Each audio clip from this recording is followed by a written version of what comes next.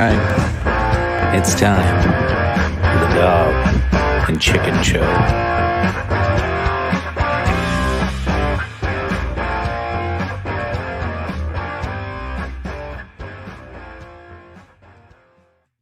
Welcome back, ladies and gentlemen, to another episode of the Dog and Chicken Show. This is a little special edition live show as we've seen everything unfold over the last few days. We'd be remiss if we didn't touch on it and give our 2 cents and bring you some of the breaking news over the last few days, and have Tony with us tonight and a special guest with us as well, Tom from Tomfoolery Podcast. Welcome to the show, sir. Thanks for having me on, guys. Absolutely. So real quick, we'll introduce Tom in case anybody doesn't know him. So you have Tomfoolery is the podcast that I'm most aware of. You had me on there to talk about Obamagate a week or so ago. What other digs you got? What other shows you got? Anything you want to pimp out? Yeah, so actually I had you on Streaming Saturdays, which is a part of the Tomfoolery show. But I have a Tomfoolery podcast, and then I have a Streaming Saturdays show that comes on every Saturday where we really just go through current events. But then Tomfoolery is more of a political philosophy show where we bring on guests and really dig deep into why it is they believe the things that they believe. Gotcha. That makes sense. So make sure we check them out. Tomfoolery, you have your own there's like 50,000 tomfooleries I found out when I first contacted you. Like I'm so sorry. No, you're fine. It's not the first time. It's bound to happen every show. It just seems live, man. Usually it's Tony though. Usually. No, it's usually my kid. Yeah. That for sure usually is your kid. I'll let Tom tend to his phone there for a minute, and then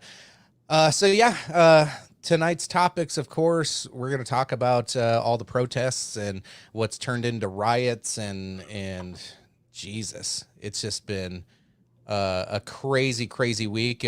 As always, folks listening in, make sure we do the like, share, subscribe, all that good stuff. Don't like to do too much of that right now, especially for this edition. There's a lot to get into. There's a lot of touchy subjects here. And I just keep seeing people tiptoeing around their opinions on here because they don't want to offend anybody. So yeah, most of you know me, and sometimes I don't care if I offend people. So Depends how deep into the bottle you are.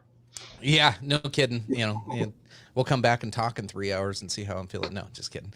I just started, so not bad. What do you got tonight? Fair enough. To be completely honest, my wife has started to notice how many bottles I've accumulated behind me. So I figured it's probably time I start drinking some of them down that I don't mind replacing. So tonight I am having some Canadian whiskey, Weiser's Deluxe. This was a gifted bottle, and it's surprisingly smooth. I think this is an older than hell bottle. I don't even think the logo looks like that anymore, but surprisingly smooth. It's not quite Crown Royal level, but most Canadian whiskeys very nice and finishes smooth, and this one's the same. It's not bad. Nice. As always, starting off with my starter mix of Little Crown. I'm gonna get into. Oh, where'd it go? I did find my Jura. I'm pretty stoked. I found my bottle of Jura, so I'll open that up a little bit later. Is that, how peaty is that? It's not at all. It's not? No, hardly any. Gotta try that. All right.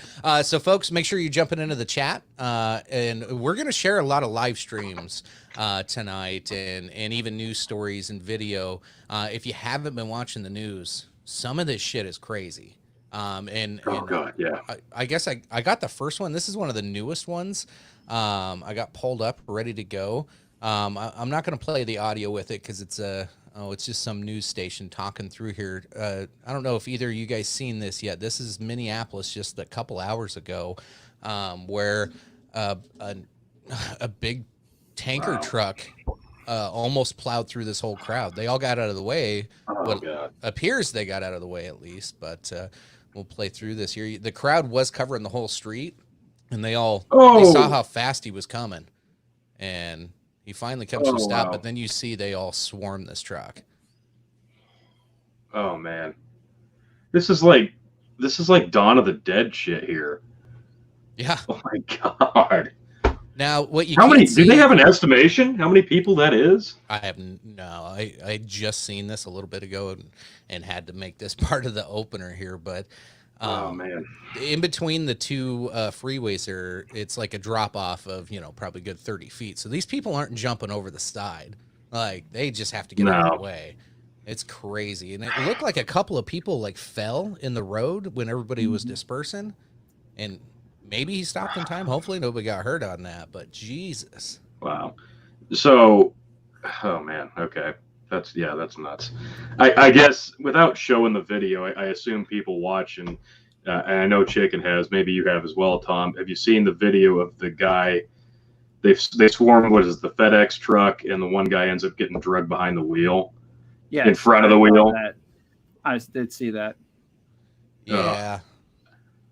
I tell you what, a lot of what we're going to talk about and show tonight is play stupid games, win stupid prizes. Yeah.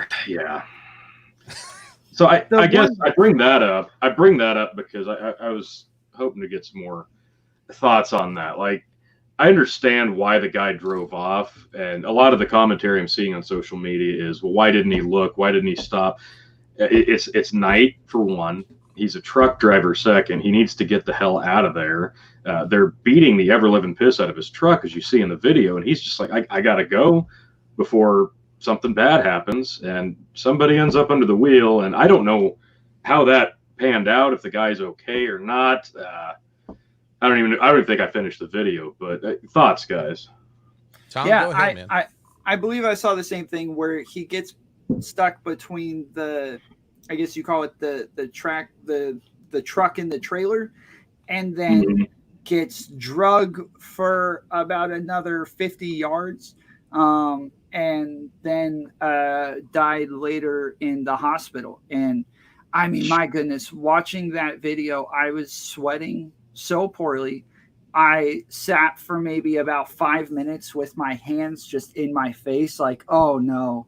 Like, I just cannot imagine the agony of being drugged like that for that long, knowing that this truck's just not stopping. I mean, and like you said, it makes sense that he didn't stop. I mean, nobody wants to stop in the middle of a riot, but I mean, they're going to swarm you like we just saw.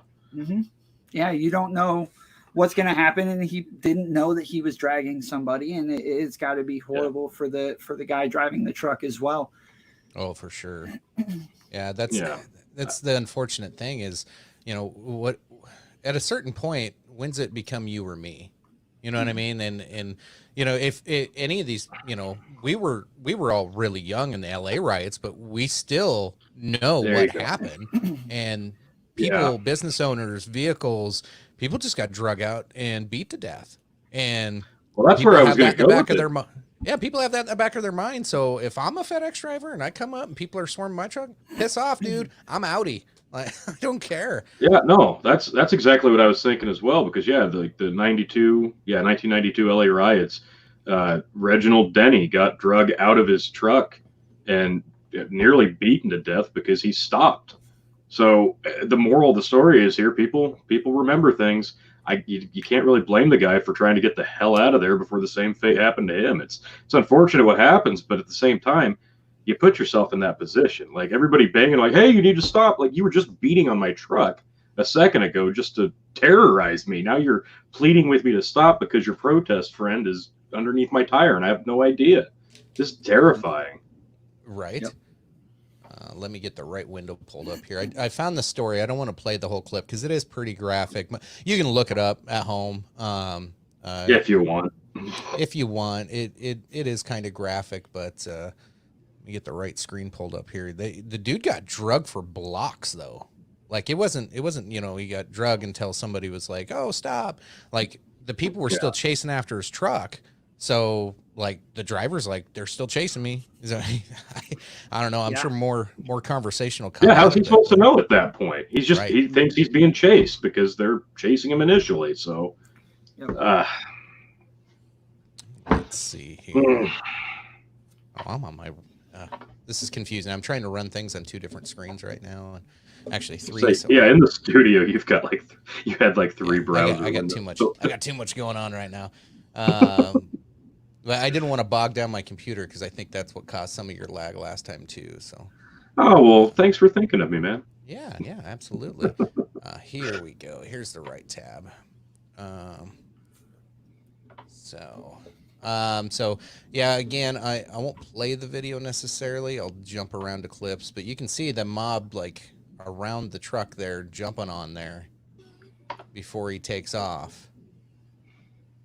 And again, I'm not going to play through the graphic part there, but I think most of us know what happens from there. This is a bad deal. Yeah. Let's see here. I'm gonna get my This is just one of many that are going to come out of all this. It's, yeah. Well, and then I have some other live ones I can pull up here shortly, but I was just watching this gal. I don't know if she's the smartest cookie out there, but she did a over 2 hour live stream where she's like driving around and everybody's trying to loot. I believe she said she was in Chicago, and then like there's a whole bunch of people in front of a Walmart that had closed, and they busted through and started grabbing shit out of there, and they're laughing about it. Like, it's disgusting. It's like, I guess that's where we can start our conversations before we get into more news. But like, what are the thoughts on what's okay to riot? Tom, I say you asked this question, so I'll start with you. You asked it on your Facebook page of like, when is it okay to riot and when is it too far? Yeah, I on my Facebook page, I commonly ask some sort of ethical or moral, some philosophical questions saying, when is it necessary to riot? Because if you really think about it, you have peaceful protesting, but is the next step from peaceful protest war?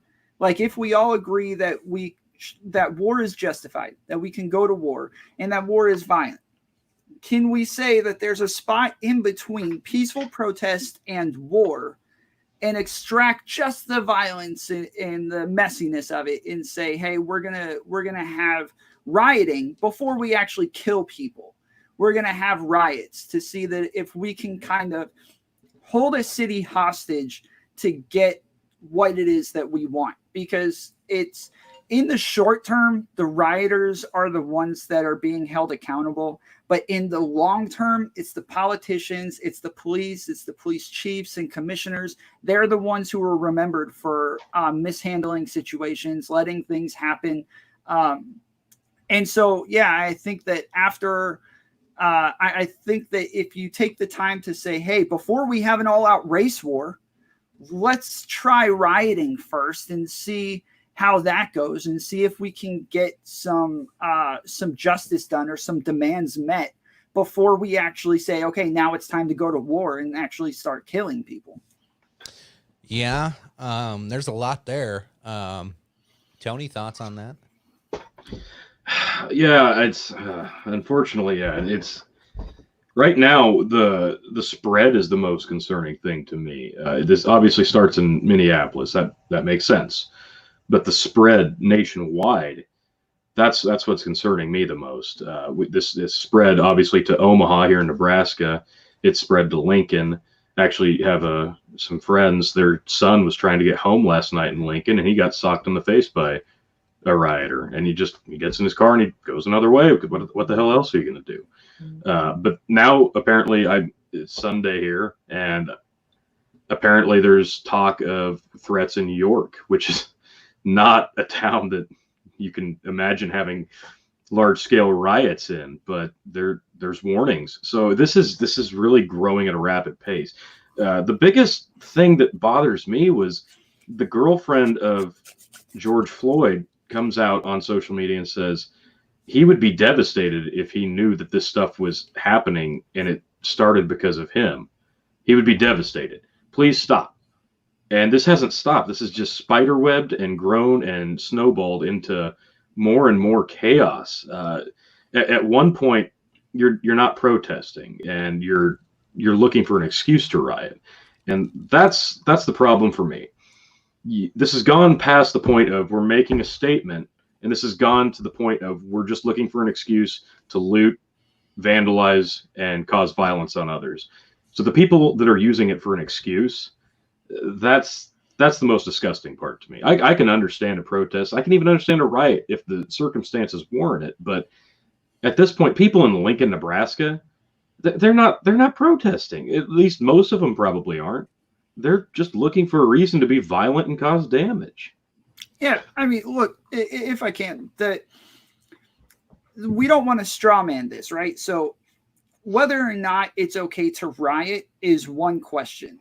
Whether or not it makes sense for people to be stealing TVs and toasters and stuff like that, that's a completely different question. And people are definitely going to turn around and take advantage of the chaos that really they don't care about the end goal or what's being trying to or what they're trying to reach by rioting. They don't care about the agenda. They care about getting theirs while they're able to take advantage of the chaos. But in reality, if we can find things like the Black Panthers and Malcolm X and people who did start riots and did end up having demands met, we can say that there is some sort of that there is some justification to it.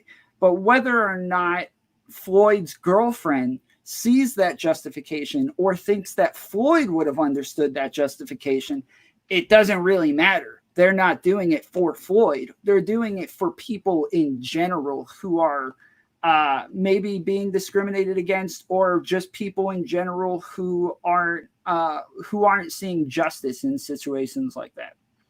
So with that, Tom, you're under the assumption that that this is actually being done as a movement and with good backing, and that the rioting part of it, is it being blown up? Or I know some of it has an agenda. People in Atlanta, those people have no reason to riot. They have reasons to march.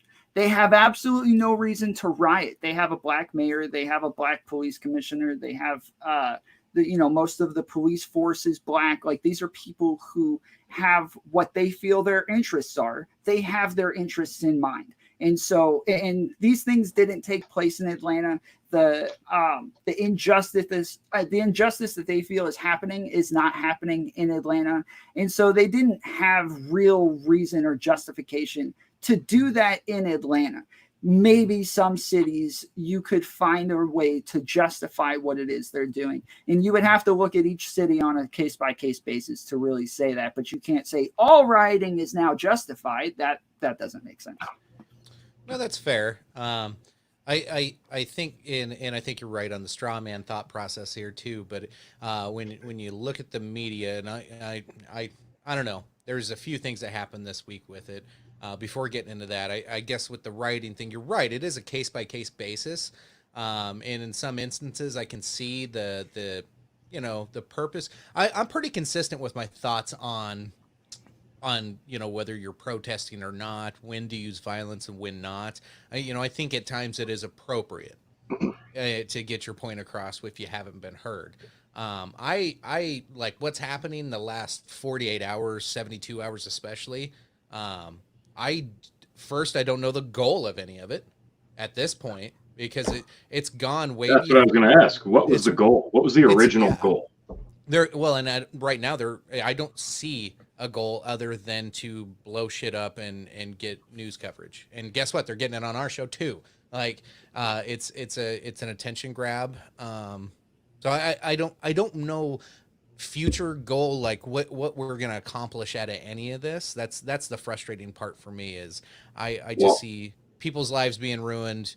Not anybody doing the burning. Their lives are probably not going to be ruined, because let's be honest, if most people that have a stake in society are not going to do shit like this, because they want society to stay up. If you have a 401k plan, or you have kids that you think you can get through college, or you have some savings and you're trying to get shit together, you're probably not going to be joining this. You might do a little peaceful, maybe yell at some cops or something and get your point across, but you're not going to go burn down other people's businesses if you have a stake in society.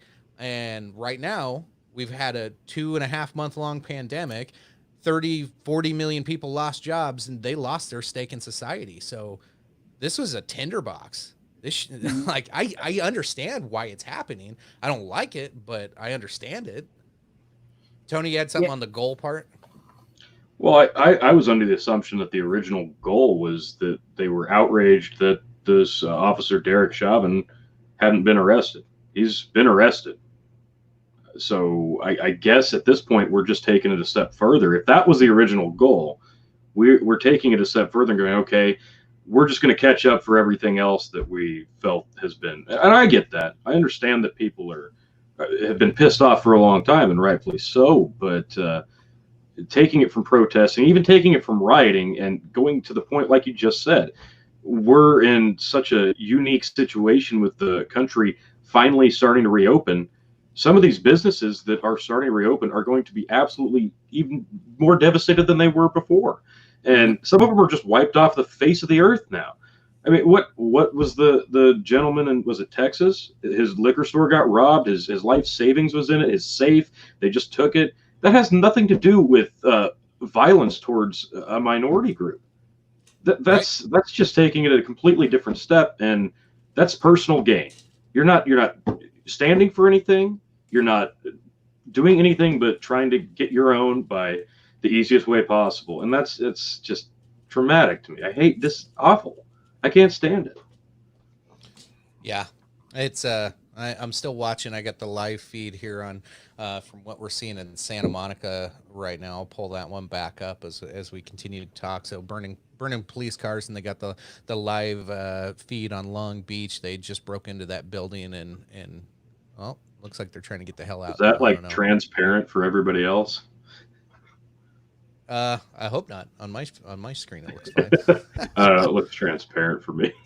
But yeah, this is nuts. I don't know. You can make jokes and memes about all this stuff as much as you want. Like they skip some stores. Like K Jewelers is right next door there, or is that an extension of K Jewelers? Like that's how shitty their jewelry is. They don't want to break into K Jewelers. They go next door. Like, I don't know. Now the return policy is terrible, I've heard.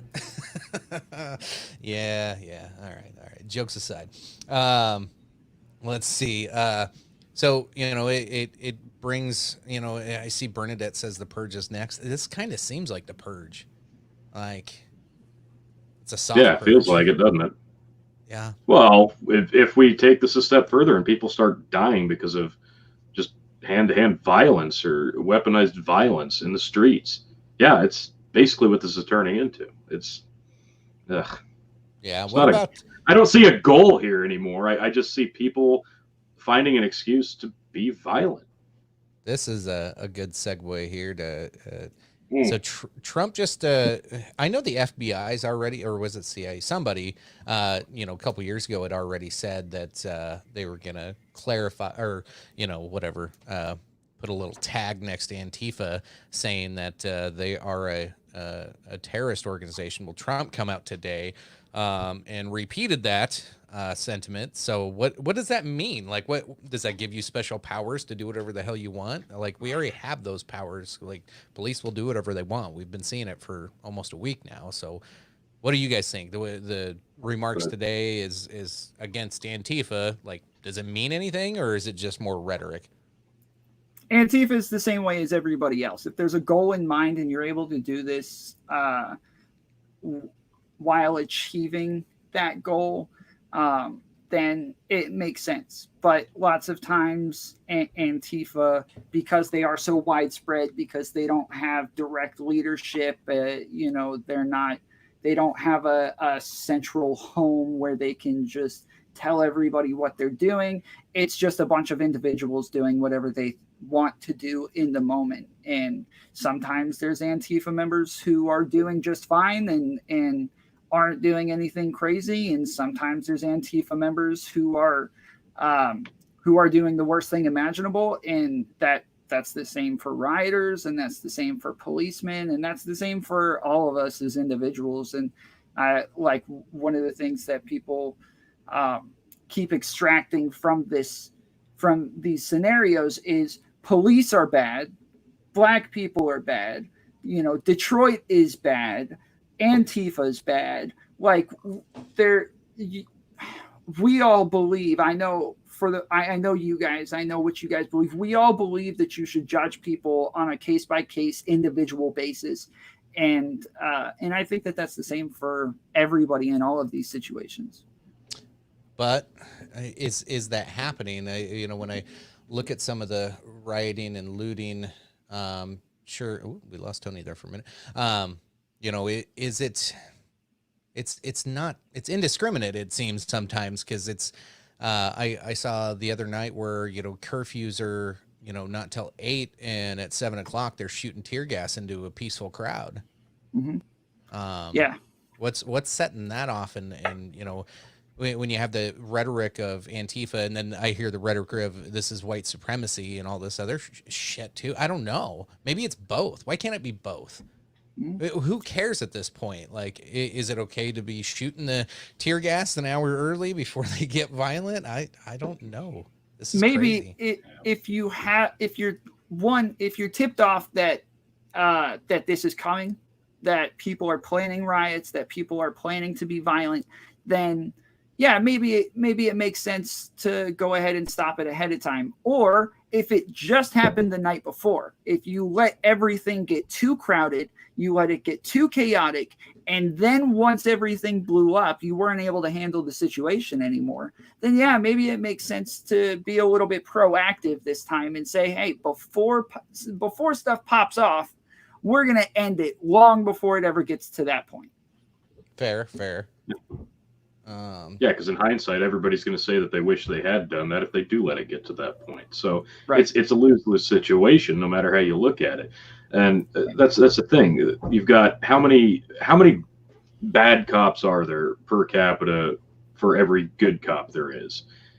Likewise, how many peaceful Black Lives Matter activists is there for all the bad ones? Like it's back and forth. There's good and bad on both sides of this, no matter which faction you want to look at that makes up this giant ball of chaos. And you can't label one group all bad and then not label another group all bad. Like it's a case by case thing, and people want to forget that because they want to let their emotions take front and center. And I get that, but letting your emotions take control of every thought you have is how you end up with burning buildings and people under a FedEx truck.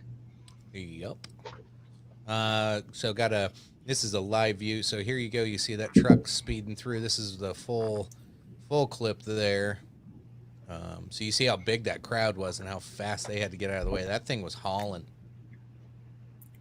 What I wonder, though, is the entire interstate is empty. How did this truck get that far? That's the big question, because the police actually created a man block. Okay, so here we got cops swarming the area where that truck was. So they must have arrested either the driver or they're look at that, they're spraying everybody. Now maybe somebody listening knows and has more news if they arrested the truck driver or what happened. Now they're throwing shit at the cop cars there. So this is a while ago. This isn't necessarily live. So that's crazy. That would have been frightening as hell. I'm not gonna lie. Mm-hmm. I probably would have had a little poop in the pants. Before the truck even starts coming, it looks like pure chaos. Like everybody is swarming in all of even on the opposite end of the road. People are swarming in all sorts of different directions. I'm really wondering what is going on there altogether, because they're everywhere. It looks like an anthill of just things going in all different directions. Yeah. Tony's kids interrupted, so that means drink, right? Yeah. We don't have a drinking game set up tonight, folks, but just for the sake of fun, Tony's kid interrupted. I don't know. And I'm still really choppy, it looks like, on the Facebook feed. So I don't know. We got to figure this the hell out. It's annoying. Yeah, we do. I'll have my new studio set up here, hopefully by the end of this week. So I'm building my desk now. I got everything moved. Now I just got to finish building my desk and move everything down there. Then I'll have my direct connection on mine too. So, let's Let's see here. There's more. Tom, did you have something on your screen that you were going to pop up and share there? Let me pull it Yeah. up here. All Yeah. right, what do we So got here? this is actually this kid in the white hat, as far as I understand. He was taking the cops had been on horses and riding through, Oh, and yeah. there was horse poop that had dried on the concrete, and he, as far as I understand, him and a couple other kids picked it up and started breaking cop car windows with it. And so this big black guy in the middle gets pissed off about it and starts saying they're going to blame us. So this is the video.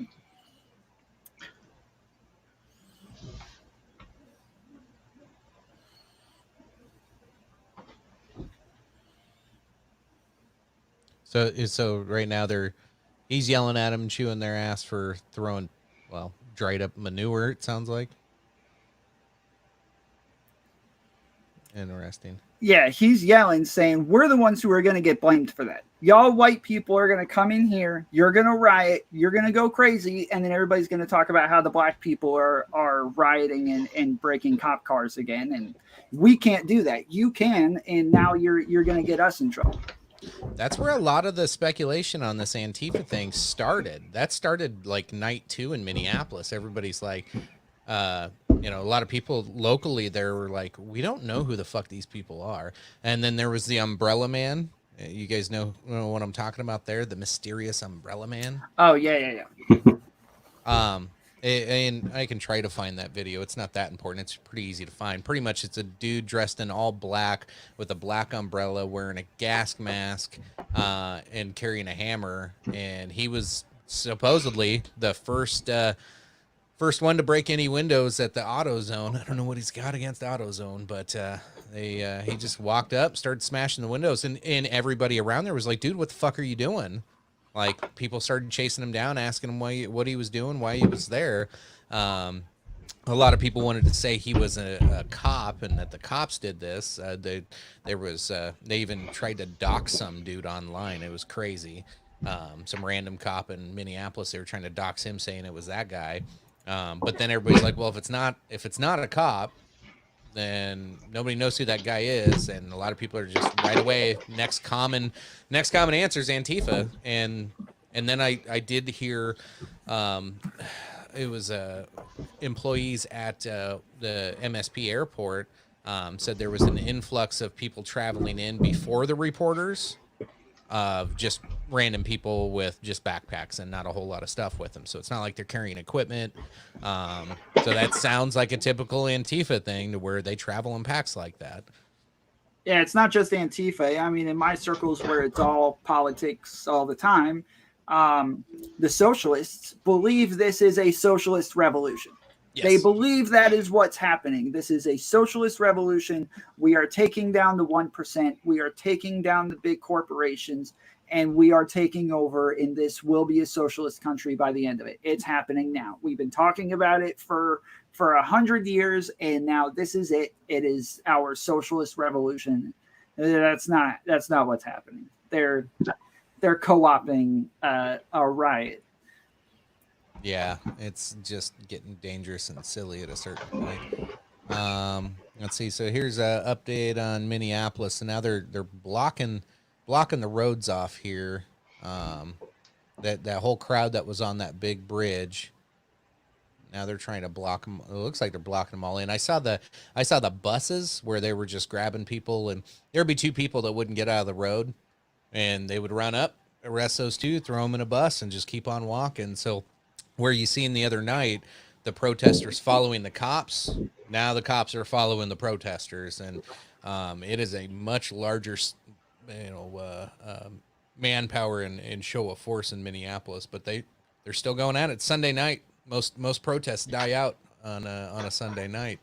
But here it is. It's past curfew, and this shit's still going. So looks like another fun night. Did you guys see the video on Reddit of there were, like, I don't know what they were, military cars, like tanks driving through the streets and through neighborhoods, and then here comes like a crowd of 50 state policemen in riot gear with guns, and then they start yelling at everybody to get inside the house. And this person standing on their front porch in the doorway, recording it on their phone. And when they didn't go inside the house, you can hear somebody yell, "Light them up." And everybody stops, turns towards that door, and just starts firing. And they posted this as they're firing. The exact words were, "They're firing on people on their own property." And when you watch it, you can see green splattering all over the place. They were firing green paintball guns. Yes, I mean, I could pull the video up, but yeah, they were firing green paintball guns on them. And I agree that they shouldn't be doing that. It's probably assault. The light's still out, so it doesn't make sense that they're telling people to get inside their houses already.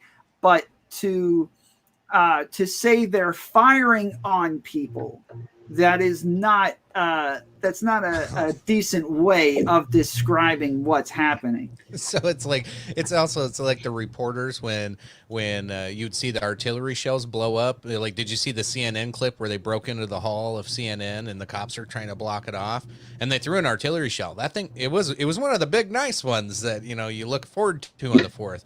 That thing blew the hell up, and the reporter in the hallway recording it goes, "They threw in a firecracker." I'm like, where in the hell did you grow up, kid? That ain't no firecracker. That was an artillery shell. That was a dangerous explosive that they just threw at those guys. That ain't no firecracker. Yeah. And then what's his name? The other guy, Cuomo, starts saying, "Oh, it's a flashbang. It's a flashbang." And I'm like, that thing went in like 5 different directions. That was not a flashbang. Oh, shit. Cuomo's an idiot. Oh. CNN is just the worst in all this too. Oh my God. I don't even want to get started. Well, I don't know. Maybe we will. It might be entertaining. Don Lemon. Oh my God. I never thought I could hate a man more. He's all over the place. Like a week ago, all protesters were evil, selfish punks. This week, hey, like we need to support these guys. What? Like, make up your mind. Be consistent. First off, like you're either for it or you're against it. All right, you can't just make up your mind because all of a sudden people you like are doing it. I like it when all people protest, as long as they do it responsibly. I'm all about that. But no, it's convenient for him and his viewers and his show. It's so gross. Yep, he probably got backlash and changed his mind on that one. Right. Yeah. Got to go with the popular narrative, not the unpopular. Just did this. Which way's the wind blowing today, folks? Like, that's most of what he does, I think. Yeah. Let's see. Trying to find folks. If you find some cool live, well, don't leave our show. We'll find the cool live feeds. But let's see here. It's still early in the night. The California ones seem to be the most violent at the time, as far as like looting, fires, and whatnot. Chicago looked a little crazy earlier, but I got like live streams going on all over around me, and nothing crazy going on right now. It looks like Minneapolis they're getting shit under control pretty damn quick after that tanker truck went through. That was still nuts. I just couldn't believe that. I didn't share the audio on the Twitter clip, did I? No, I didn't have audio. That's why I was starting to talk through it for you. All good. I was wondering because I could hear it on my side, and I'm like, what's he doing? Like, just listen. It's all right. We improvise here with no script, no nothing. We just improvise. We have fun with it, and it's good. I don't want to watch that one anymore. This Minneapolis one's getting. I don't want to call it boring. It's just nothing going on, which is good. It's good. I was pulling up another one and I realized, like, oh crap, the share audio button. I didn't click that one. Yep. That's one of the things. It took me. I'm serious. I was so frustrated when I first started using this because I kept like it took me. I'm not kidding. Like 3 hours to figure out how to get the audio to work, and then I finally found the little check The box. little check button. Yeah, it's pretty small. Yes. How about some of the peaceful protests? I did see a clip on Yeah, let's see some Colorado. of that. I can find it in Colorado. They just all laid down with their hands behind their back in the I think it was in the state capitol yard. And I don't know if they had a moment of silence or exactly how they did it, but yeah, like okay, 100% down with that. Do that all day long. You might get some chiggers and be all itchy by the time you're done with it, but especially in Denver. Yeah, I saw. I'm in a politics group on Facebook, and somebody posted today and said, "Why aren't all of the redneck cities rioting?" And and a bunch of most of the comments are like, "Oh, because they're all racist and they're all blah." And I was like, "Yo, don't get it twisted, dude. Like they're still protesting. Like they may not be rioting and breaking inanimate objects for." Just to take their anger out. Like that's what punching bags in Twitter is for. But like as far as protesting, you can go. I'm in Atlanta, Georgia. All of the cities around here, even the redneck cities, are full of just white people in marches. Today, I pulled up to an intersection. Bunch of it's again all white people standing out there protesting. We're at like a full backed up intersection. I put my fist out. Everybody else, rolled down their windows and put their fists up. Like there are peaceful protests all over the place, and white people are not ignoring this. Oh no, they're not. I've seen a lot of videos of groups of everybody going together. Even some of the local ones. I was looking at those videos, Tony. I sent you and Phil this morning of what was going on in Lincoln and Omaha, and surprise, surprise. It's 97% white people in Lincoln and Omaha anyway. But no, it was. I don't know. It was interesting to watch, interesting to see, and even right now I'm watching San Diego. It's got a little bit of everybody here. This is. I was going to say the stuff in Lincoln. Yeah, it does. It looks like you said. It's 97% white people, and it looks. We were watching on the last couple nights the Omaha news station, the live coverage, the live stream of it, and it does. It looks like the fucking purge out there. It's not peaceful. It's in Lincoln. It makes no sense in Lincoln, and yeah, it looks nothing like this. Nothing like this. There's people just being absolutely out of their mind. It's nothing like this. Mm-hmm. Yeah, this is in my lifetime. This is easily the most unified protest I have ever seen in my life. Throughout the entire country, it's not just white people. It's not just black people. It's not just. This is not what people keep trying to say. This is a race war. This is not a race war. This is everybody together on this one, saying that we're standing up to injustice. So, how much of the I don't know the outcome has been diminished by some of these riots going too far though, because I know it sounds cliche. I know it's only been 5 days, but everybody was united behind this, and then it went too far. Like how much a long term of damage is there going to be? Because I was reading an article this morning about how Ferguson finally had not only legislation changes, they had all new people coming in to reform their entire police departments, from the state patrol and local. Like they were finally making progress and getting the people they wanted in there and making headway. And now protests erupt, and it's like it never happened. All the work that they did is it gone now? That's what it might feel like to some people. It's really discouraging when you have people that go about it the right way. The Ferguson protests got violent and crazy, not like this though, not like we've seen across the country, and it actually brought some change. Not as much change as everybody wanted, sure, but what the hell? Like how are you supposed to look back at the Fergusons and the prior ones and ask them, hey, like, was it worth it then? Like now we're starting over. Like what's the answer to those folks? Yep. I completely agree with you. Like I said, I think normally these are you have a short term and a long term view on these things, and we'll have to wait and see exactly how these play out. Some of them are completely pointless, like the ones in Atlanta. I mean, what is his name? Not Chavez. The guy who put his knee on. Oh, he had a Chauvin. last name.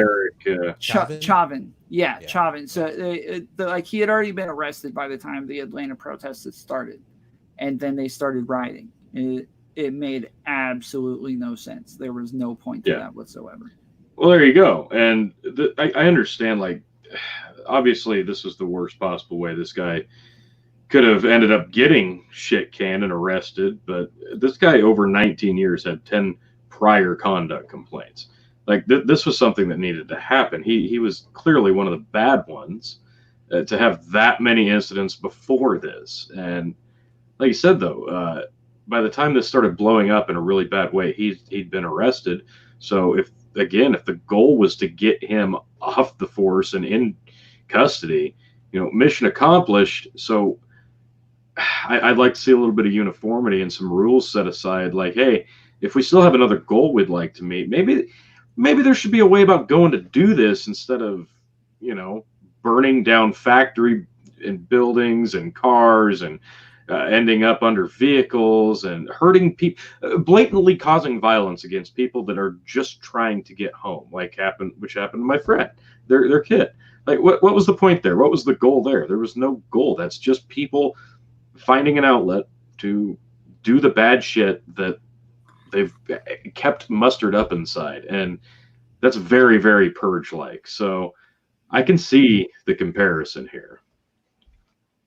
Yeah, and I think cops are continuously ramping it up as well so that you can see they're not just going to stand by. They're not going to allow you to tear the city apart. And so they're doing crazy and outlandish things as well so that it gets on the news so that people see it and they maybe hopefully come to some realization that they're not going to be able to just go out and tear stuff up. Well, it's not just going to be the cops at this point, because apparently, what was it, Friday, that Donald Trump told the Minnesota governor that the National Guard's going to start opening fire if this continues to get out of hand. I don't remember the exact quote, but it was nobody pretty does verbatim. because the news spun it so many damn ways. Yeah. It's terrible. Yeah.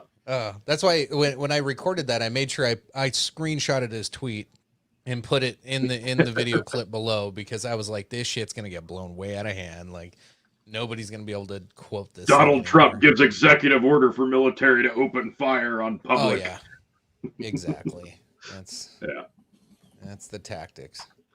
It's crazy. Let's see. I am gonna close some of these. So like I thought running a couple of different computers here would help with the stream a little bit, but now apparently my iMac is just sucking all the internet speed away from my laptop. So yeah. That's why I keep refreshing. I look choppy. Yeah. I might try to jump out of the broadcast booth and see if I'm just if you add me in as a guest, maybe I'll look a little bit better. Okay, give a shot, man. All right. So in the meantime, I'm starting to get some internet speed back here. Now my videos aren't as choppy. I'll give it a sec here to. I've got one. Refresh. Yeah. Let me pull you up here. Add a screen. There you go. Yeah. Okay. So I think I got the sound on this one, so we'll just let it play. Most of the demonstrators are going right now because of all of that tear gas and all of that commotion that continues to happen in that parking lot. So we are walking down William Street over here, and can we talk to you? We know you're out here. What are you doing out here? Protesting. Guys, come to our shot. Come to our shot. Come to our shot. Come to our shot. All right, what's Watch going your on? back You see down. police officer Come to there our shot. spraying, or it looks like something there is a confrontation. Come to the shot. Come Maybe to the shot. Is that a Looks taser? like a taser. Yeah, it looks like a taser. We did not Hey, are see you what guys led under up shot? to this. Yes. But here, clearly this young man behind the Okay, wheel so has just been to give you a little tased. background, we weren't here Oh, they're on the tasing him. scene. We turn around and we see several officers go up to the car and start breaking the glass. Yep, We're they're not tasing sure him. what led up to this. There was a woman in the front passenger seat and a gentleman in the driver's seat. They're pulling him out now. A lot of now, of course, the crowd has. Most of the demonstrators are going. So yeah, I think this is them trying to be proactive before things get out of hand. But supposedly this is a kid out of town, just driving through, trying to get home, but he's out past curfew. So yeah, like I've heard a lot of people talking about their kids wanting to go out and see what's going on, be a part of it. I'm like, dude, you keep them bastards at home. Yeah, like it's dangerous at this point. Like, if it was an early part of the day type protest and it's an organized event, then sure, I could definitely see, go be a part of it and support a cause that you think is right to be involved in, but not this time of night. Stay the hell out of there. Let's see. I even considered going down there night one of Atlanta protests. And as I'm on my way down there, they start saying like, okay, stuff's on fire now. Police cars are on fire now. They're all getting damaged. They broke into a liquor store. They, all sorts of crazy stuff. And I decided to turn around and go home. I wasn't. I wanted to interview people. I wanted to talk to people, but I didn't. I wasn't ready for that. Yeah. No, I mean, and I can't really blame anybody. I can understand why somebody would want to get involved, but then you hear how much it's escalated, and you're like, well, I don't really want to be lumped in with all that. I had an idea what I wanted to accomplish by involving myself, but some people took it to an entirely different level, and now it's no, I'm going to step aside. No, thank you. And unfortunately, the people that are again looking for an outlet will gladly take your spot, and they'll take it to another level, and just snowballs from there. Oh yeah. I do think there's something to be said when you consider that there are people who grow up in poverty their entire lives. They are told from generation to generation that the world hates them for their skin color. Whether you believe that or not, this is what they're being told. This is how they grow up. And then all of a sudden they're thrown into this situation where they are the ones outnumbering everybody else. They're not the minority. They are out in full numbers, and chaos erupts. And now it is their chance to do what they want. It's not everybody stepping on their necks and oppressing them and hurting them and tearing their businesses down and making it hard for them to get a job and, trying to stop them from voting or whatever else you want to throw in there. It is them that's in the control, and they're the ones in the driver's seat, and they want to take advantage of that situation. And it's mostly, younger kids who just feel like they need some sort of outlet to get this stuff out. So yeah, there's a lot of that. I'm gonna have to refresh my screen, fellas, I think, with all the changing, but you guys keep on chatting. I'll be right back. Yeah, I see somebody said good to see you gents. Scary stuff going on. Such crazy times. Oh yes, Canadian dude. I am curious. What's how's this compared to what's going on in Canada? Any correlation? I'm going to say probably not. I just had a Canadian on my podcast today, and he said that the division that is going on in America and in American politics and with race and all of those other things, it is all they hear about in Canada. It's all that's on their news. It's all that's on their TV and in their shows and movies and everything like that. But it's not actually taking place over there. It doesn't actually affect how they're handling things. but it does. But they know all about it. They hear all about it. It's all they ever hear about, just the same as it is over here. They're just not in the middle of it. Yeah, I bet imagine a lot of what happens here is going to affect them in the long run. So, the world is watching. We saw, talks of folks in London that were, jumping in and protesting as well.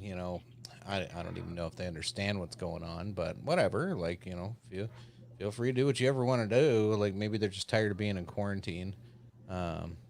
Yeah, they've had a little stricter over there from what I understand. Yeah. Let's see here. Can't tell if it's moving any better on my end or not, but I'm trying to get some live feeds pulled back up here again. Yeah, mine's still just as bad, it looks like. I don't know. Yeah, we'll just have to suffer through it. At least the audio's working. So this is Lincoln Scanner. Or Omaha Scanner. I'm going to pop up on the screen here. Let's see. So this is live feed in Omaha. It's a little choppy, it seems, but not a ton of activity. No. We get some Humvees, some National Guard, so yeah. Doesn't look very very hopping, as we say around here. So quiet night there, apparently. Let's see. I'm gonna jump back over and see what we got going on in old MSP. And I was gonna say, I got Tom. I'm echoing on somebody's. that's probably because But yeah, I always echo when I share audio for some damn reason. Yeah. I know. I was because you probably have the feed up for the show in the background, and so if you share the audio, no, doesn't matter on mine. Every time I share audio, I only had it work once. But yeah, Tom Cunningham continues saying BS. That's BS. What's going on? I'm not sure what it is that he had another one. What with a bunch of question marks. Another BS. I'm not sure what. Oh, calm down, Tom. He thinks so crazy over here. What he's not understanding. Yeah, I don't know. It depends on where you are and what's right, what's wrong. And that's the thing is everybody has their opinions on this, right? And it's a little pent up aggression. Everybody's been locked up, and everybody wants their voice to be heard right now. So if you're not protesting, I guess this is a good forum and good place to vent a little bit. But yeah, rioting, yeah, I don't know. It's scary. It's dangerous. A lot of bad things out there right now. Do you think this is going to lead to a Boogaloo? I mean, that is the title of the episode.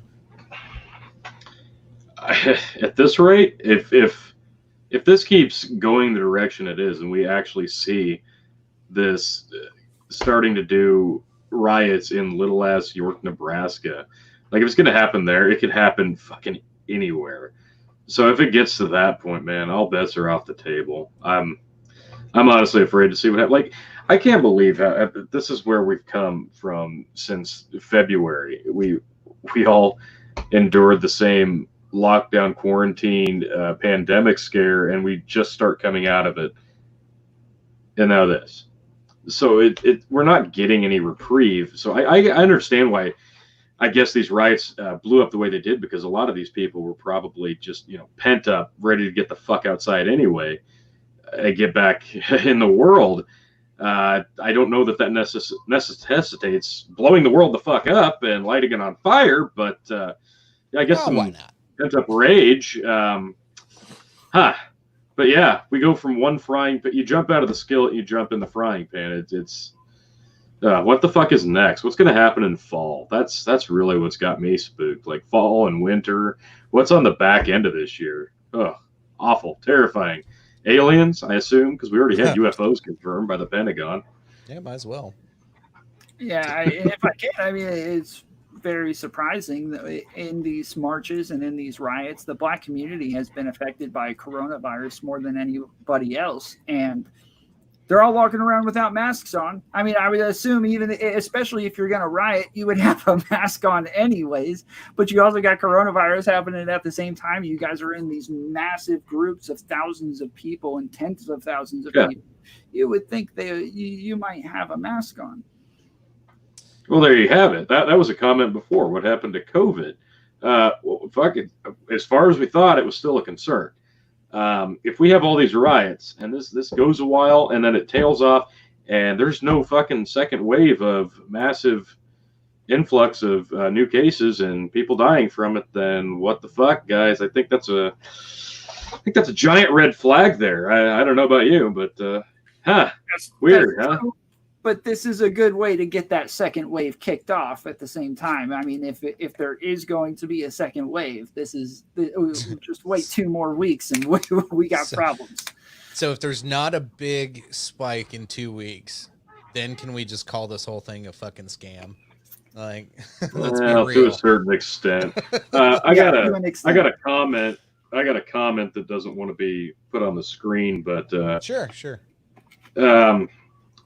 They're saying, I'm guessing this throws that second stimulus check right in the dumpster. I don't know. In the dumpster before this.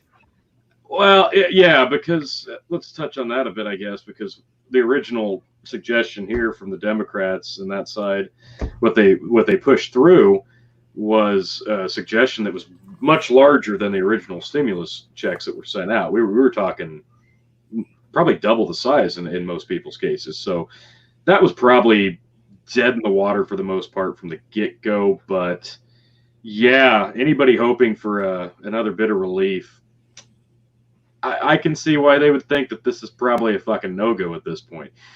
Just the fact that the President Trump says we're going to start reopening the stuff up, come hell or high water, vaccine or not. I think that kind of put that to bed anyway, because you start opening things up, it's going to be hard to get all sides to agree to any bill to send more money out to us, because that's money that they could keep for themselves.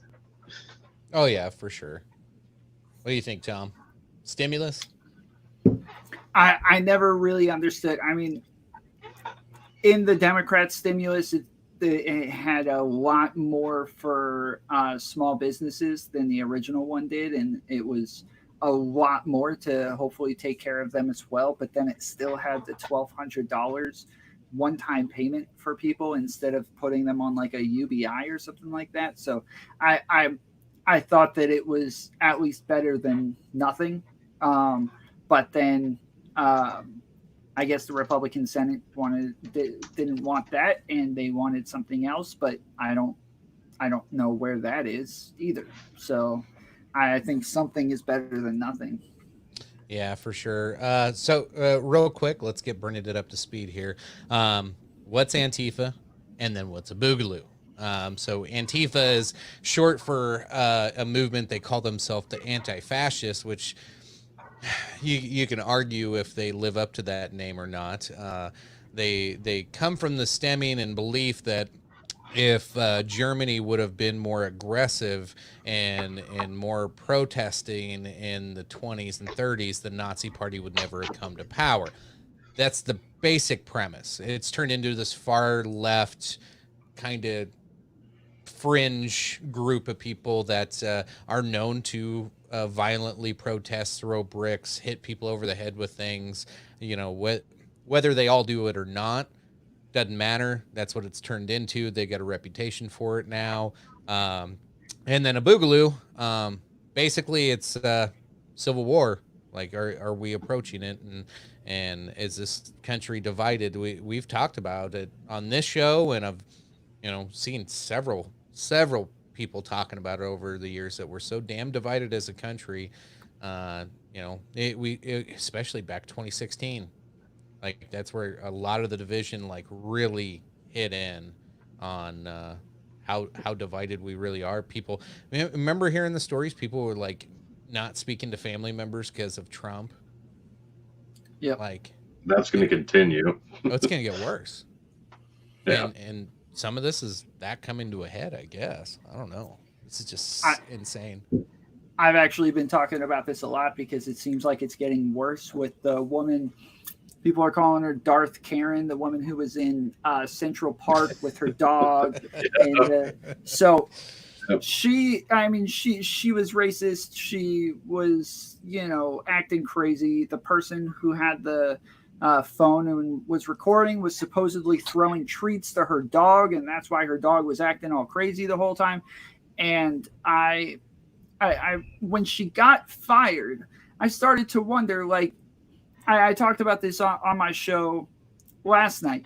I asked everybody, I said, if she didn't say something racist, does she get fired? And everybody's like, no, we wouldn't even know this happened if she didn't say something racist. And I said, okay, so are we okay with businesses firing somebody for something that happened off the clock, not in your business, not, while you're working, and doesn't directly relate to them in whatsoever? Are we okay with them now firing us for being racist? Are we okay with them firing us for ideas or beliefs that we hold? That's a touchy one. Wow. I mean, I think it's a slippery slope to firing people for voting for Trump. Yeah, that's exactly my thought, is what that would lead to is, what's your voting behavior, and I only want to hire you based on that. But no, I think it kind of has a partnership. Most jobs that you enter into isn't really a contract unless you're working union wise or something like that, or private. But most jobs you go into, the policies and procedures, and as long as they're laid out in front of you, then sure. If I know that I can get fired if I do something such as this, or this, and they have a social media policy or whatever, okay, then yeah, fire me.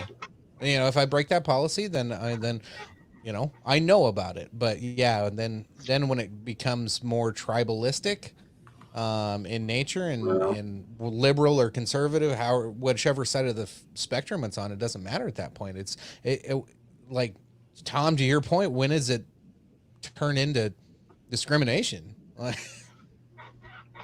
Yeah.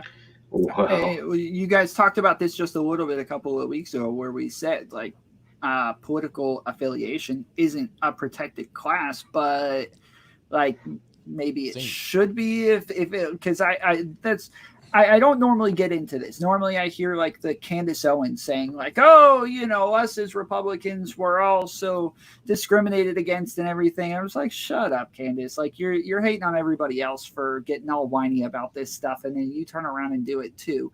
But in this situation, I start to really think about it. I think this is something, especially like you guys talked about, where we're about to do mail-in ballots, and you could tell everybody, hey, I want you to vote for Biden, and if you don't, then we're going to have to let you go. And that's not a protected class. You're allowed to fire people for whatever you want. In Georgia, you're allowed to. It is a right-to-work state. So, like, I just can only imagine the directions that this could go in.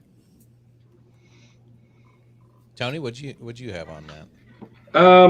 Going a bit back to the being able to hire and fire people based off of things. Well, right now, just off of the George Floyd situation, I'm sure whether you want to or not, you've seen the memes and the bad ones, and there are people going around joining the offensive meme groups on Facebook, and they are tracking down and watching people who are posting offensive memes at this point. They're finding those people's addresses and their employers' addresses, and they are messaging them privately and successfully getting people fired over sharing memes on the internet in private groups. Now, no matter what side you stand on towards offensive stuff on the internet, if you're doing it in private and somebody's tracking you down just to get you fired because they don't like the context in which you posted something, I mean, no matter what level offensive it is, that's very, very personal, and that's just I understand that the good in their heart wants them to see somebody who did something bad get their own, but at the same time, you are going above and beyond the call of duty on trying to be a white knight. I don't know. It's really scary how bad social media can really fucking destroy your life, even from the simplest things. I've seen so many screenshots over this weekend of people who've gotten fired because they shared a meme. It's a new level of fucking outrage. It's unreal. Yeah. So this is and- the video we watched earlier, right? Yep. So this is the body cam that got released to the cops after they, arrested those students. So, and it looks like, yeah, officers got fired after it. It didn't look like they were resisting whatsoever, and they were being pretty violent with them and tasing them. And I mean, the kid was sitting in his car, and they continued It was busted shocking out his him. window, Oh, and then yeah. What the heck, dude? That is just insane. Like, you got to give them a chance to put their hands up and get out, civilly before you go this direction. My goodness. Yeah, Dalton, April 26, 1992. Wow, did he just punch him like 3 times? I don't know. I didn't see Sure that. looked like it. Yeah, can you go back a couple? That it looked like he just wham, wham, wham. Let's see, let's back it up here.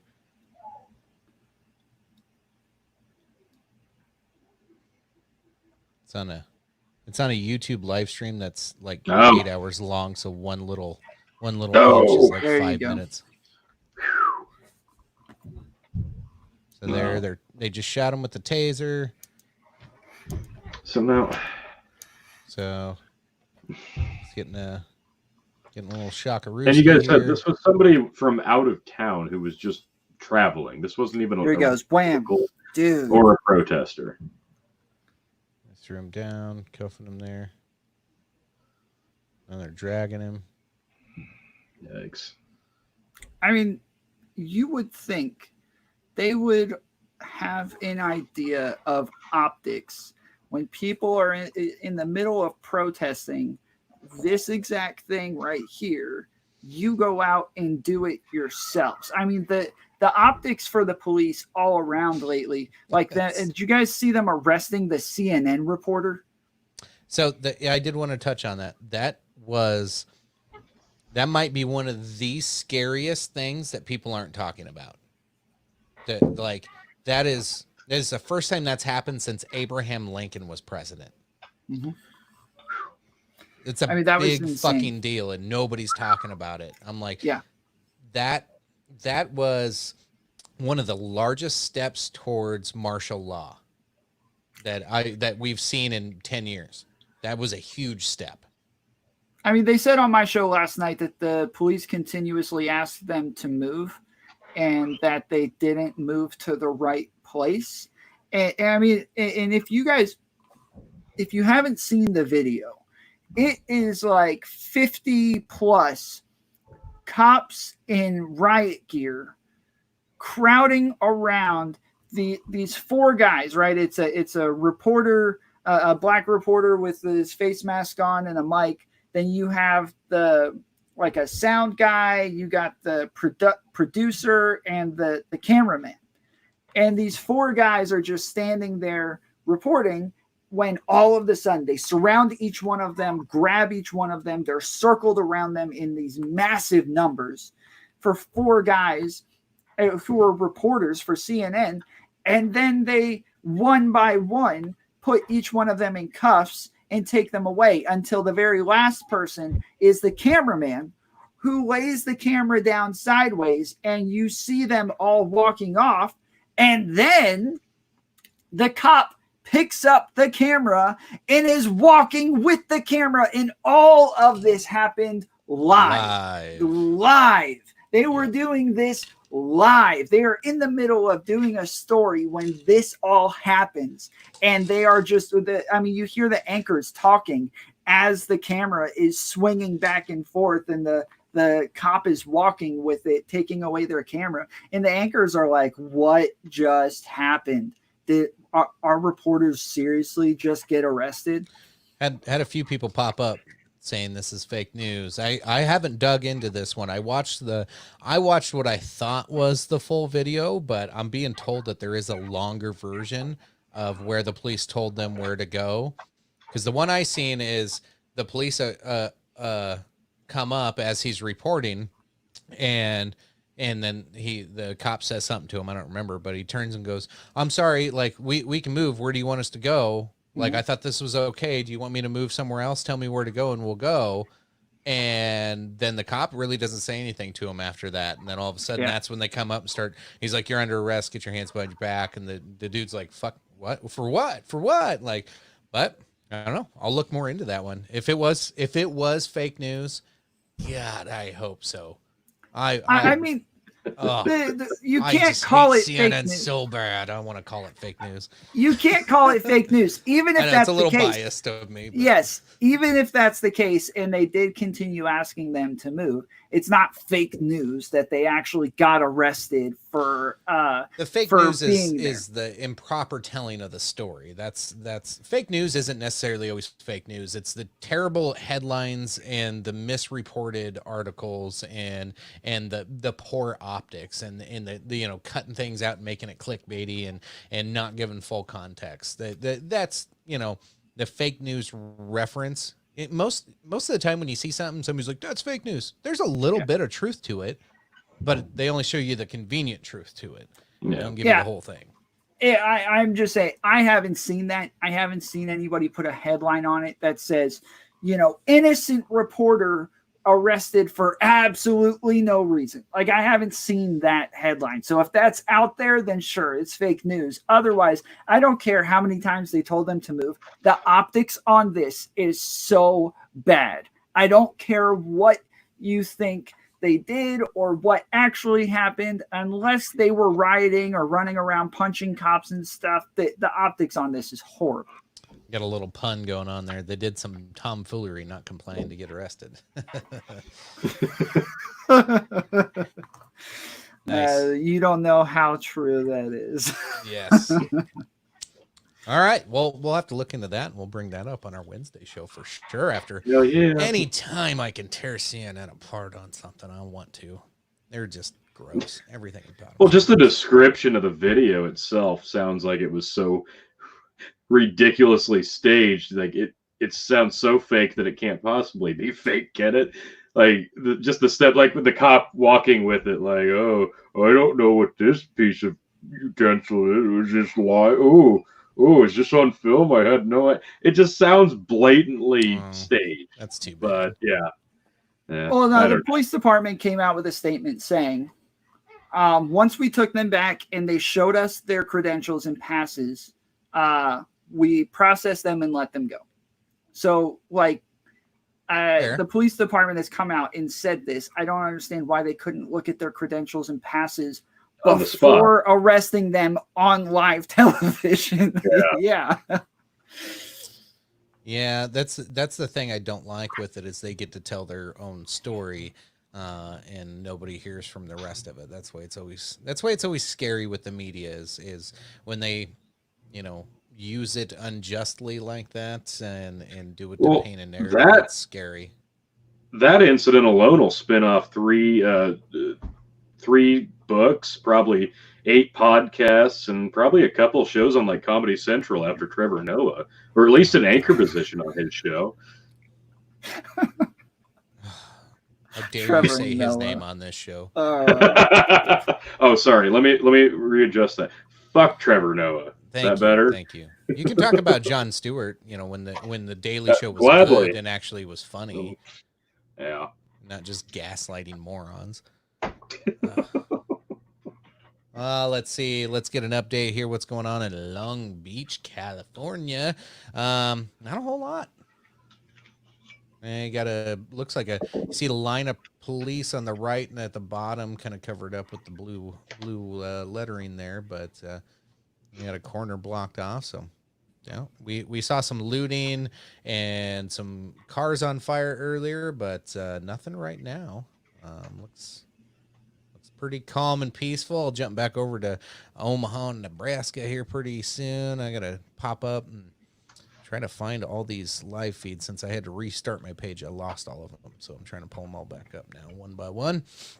But most of them are boring. Sunday night, maybe this is the end of it. That's fine. Maybe there is no Boogaloo. Maybe. Tony says to check the private chat. Yeah. Uh, I Just will. check. Yeah, you could just ask me, Tony, but I'll Well, I'm send it to trying you. not to But break the flow up, but whatever. it's okay. I'll message it. Put it in Messenger for you. Let's see here. I'm still trying to find a few live ones here. Tom, did you have any other clips that you had found, or any other things to pull up on here while I'm Uh, digging for some others?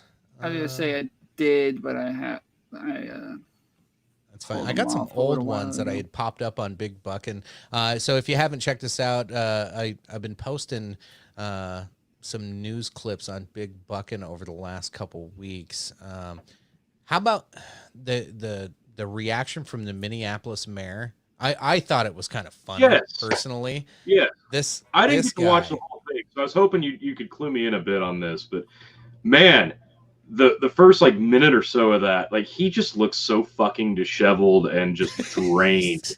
He Like looked you could freaked just out. see it like pouring off of his face. He's just like, "Fuck, I don't want to be here. Fuck, I don't want to be here. Oh God, just don't even ask me questions." He Yeah. just looks destroyed. Yes, definitely. That is probably the look.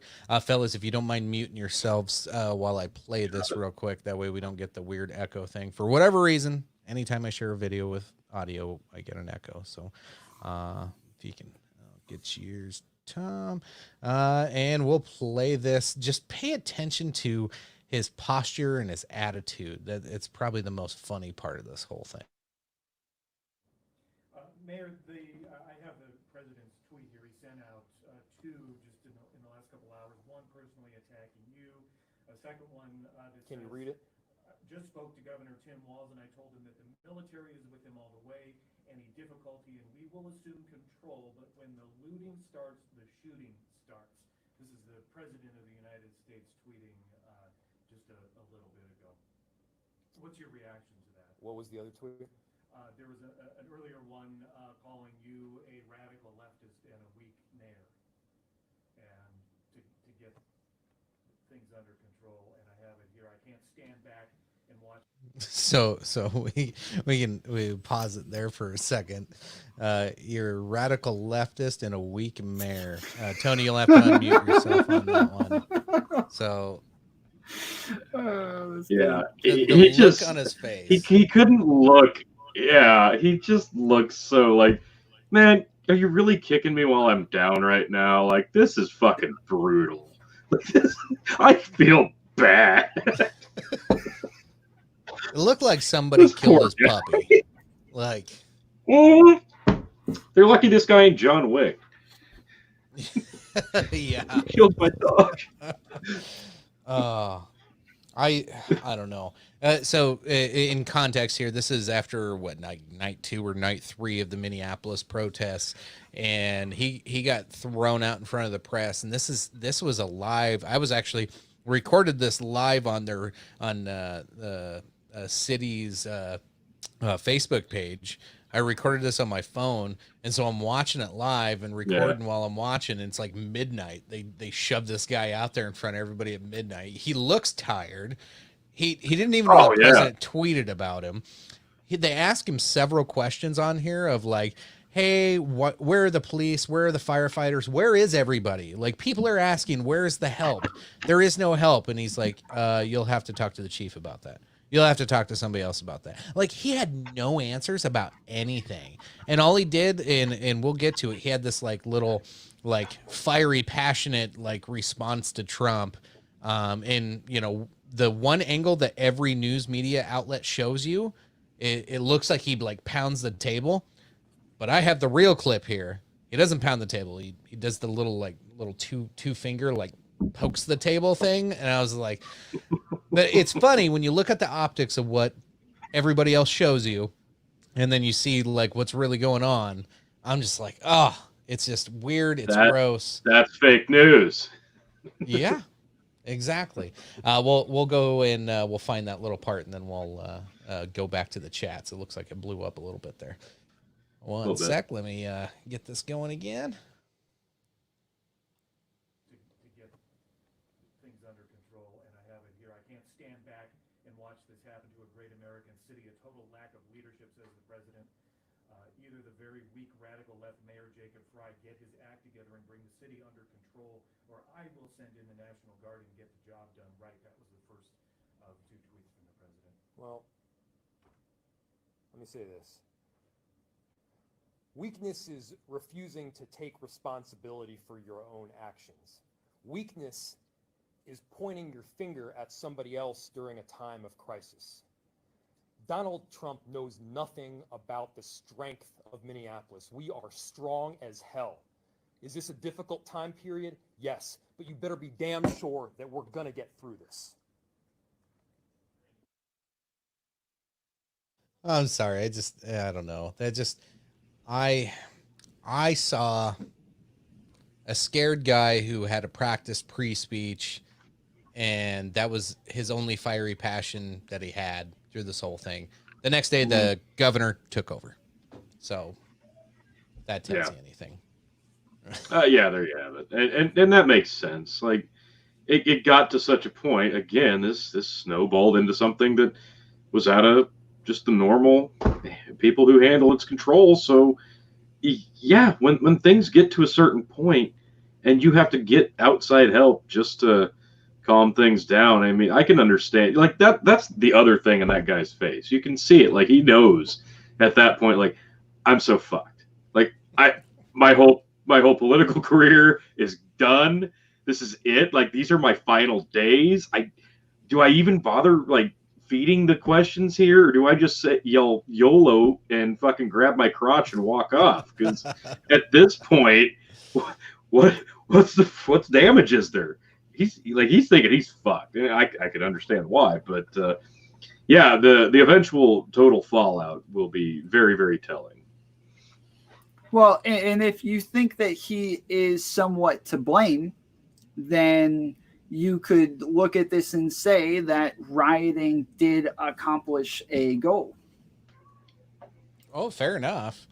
I guess it might cost him his career, his political. I don't know. Maybe this will bump him up. I don't know. I mean, like I said, normally in the long run, it is politicians. It is, the police and the commissioners and the chiefs. Like, those are all the people in the long run who take the blame for things. Like, we look back at Ferguson and we think, dang, they mishandled that situation. Like, that was just a royal screw up. In the middle of it, we're watching thinking, what are these people doing, man? Like, they are screwing up their own city for what? But in the long run, we look back and think, those politicians really screwed that situation up. Right. Well, we're already down on the politicians as a whole throughout 2020, because no matter where you stand politically, you can finger point all day at the politicians in America and go, well, they're the reason we all got sick. They're the reason we didn't respond to it correctly. They're the reason that the numbers were so bad. So it's not like 2020 is a good year for politicians, and that's pretty fucking ironic considering it's an election year. Yeah. Let's see, some more live videos coming in. 6 ABC Action News showing curfew in place in Philadelphia. However, people throwing bricks and looting out of buildings. And then down here, looks like I can't remember. No, this is Kansas City. So tear gas being launched in Kansas City now. So, yep, looks like Sunday didn't calm down too much. Maybe in some areas, but yeah, shit's hitting the fan in a few places out there. That's unfortunate. Good question from Tantui 10 man here down at the bottom. Oh yeah. Let me get back over. He asked, will these Rust Belt riots help or hurt Trump in November? And I thought a lot about this, and I really don't think it does anything for Trump. I mean, nothing right now, and I truly believe this, nothing right now will do anything for Trump or hurt Trump whatsoever. I mean, we had the whole grabber by the crotch thing happen around this time in the last election. Did absolutely nothing for his numbers. Like, it changed nothing whatsoever. People who believe in Trump, they're going to believe in Trump regardless of what he does. They will find excuses if he goes out, like he said before, if he goes out and shoots somebody on the street, he won't lose a single follower from it. And so that's going to continue to be the case no matter what. Yeah, I agree with you on that. I think a lot of what happens in the next week right now, I don't think there's a lot of impact on Trump or the election. But if a Boogaloo happens, like there's nothing to vote for pretty soon. Shit's going to get weird and crazy. So hopefully this stuff ramps down this week. If it ramps down, then yay, I would rather talk about politics as usual instead of some of this stuff. But the reason I pulled this one up, they're talking Birmingham protesters say they're going to tear down a Confederate monument in Lynn Park. This is a prior issue that's come up and divided a lot of people in the country. And there's still statues left. I thought they got them all. No, they didn't get them all. My biggest argument with this, those who forget their past are destined to repeat it. That's the reason we keep some of these things, these museums, these monuments. We keep them there to remind ourselves of where we were and where we've come. Yeah. And it's scary. You tear those down, we'll just go right back to tyranny. You can't like the people that are doing this because they want to just blatantly forget the past seem to think that everything will be hunky-dory after that. That's not how it works. Without experience, you're doomed to repeat mistakes. That's why we have consequences. Like experiences are consequences. You learn from that. You live with that. You grow from that. If you ignore past experiences, you're doomed to repeat the same mistakes over and over and over again. I guess the argument on the other side is, do we need them out in public, or can we move these to a historical museum type location? Like I can see the argument both sides, but you can't ignore past events just because it's uncomfortable. You have to learn from it. You have to grow from it. Fair enough. So directed at Tom, these events don't exist in a vacuum. Acting like it won't have any impact at all is wishful thinking. Yeah, we talked about rioting and the impacts that they have and the goals that you're going to have and the agenda that you'll have in the beginning. And I do think that they have an impact, and I think that they serve a purpose. Whether or not that affects Trump is a totally different question. You can say that they definitely have an impact, and I'll agree with that 100%. Whether or not they have an impact on Trump voters don't really care so much about this sort of thing. It doesn't affect middle American voters. It doesn't affect the regular rural white American as much as it does others. And so I see absolutely no reason why it would actually hurt Trump's numbers. Nothing else has. Yeah, that's true. Nothing else has. I guess it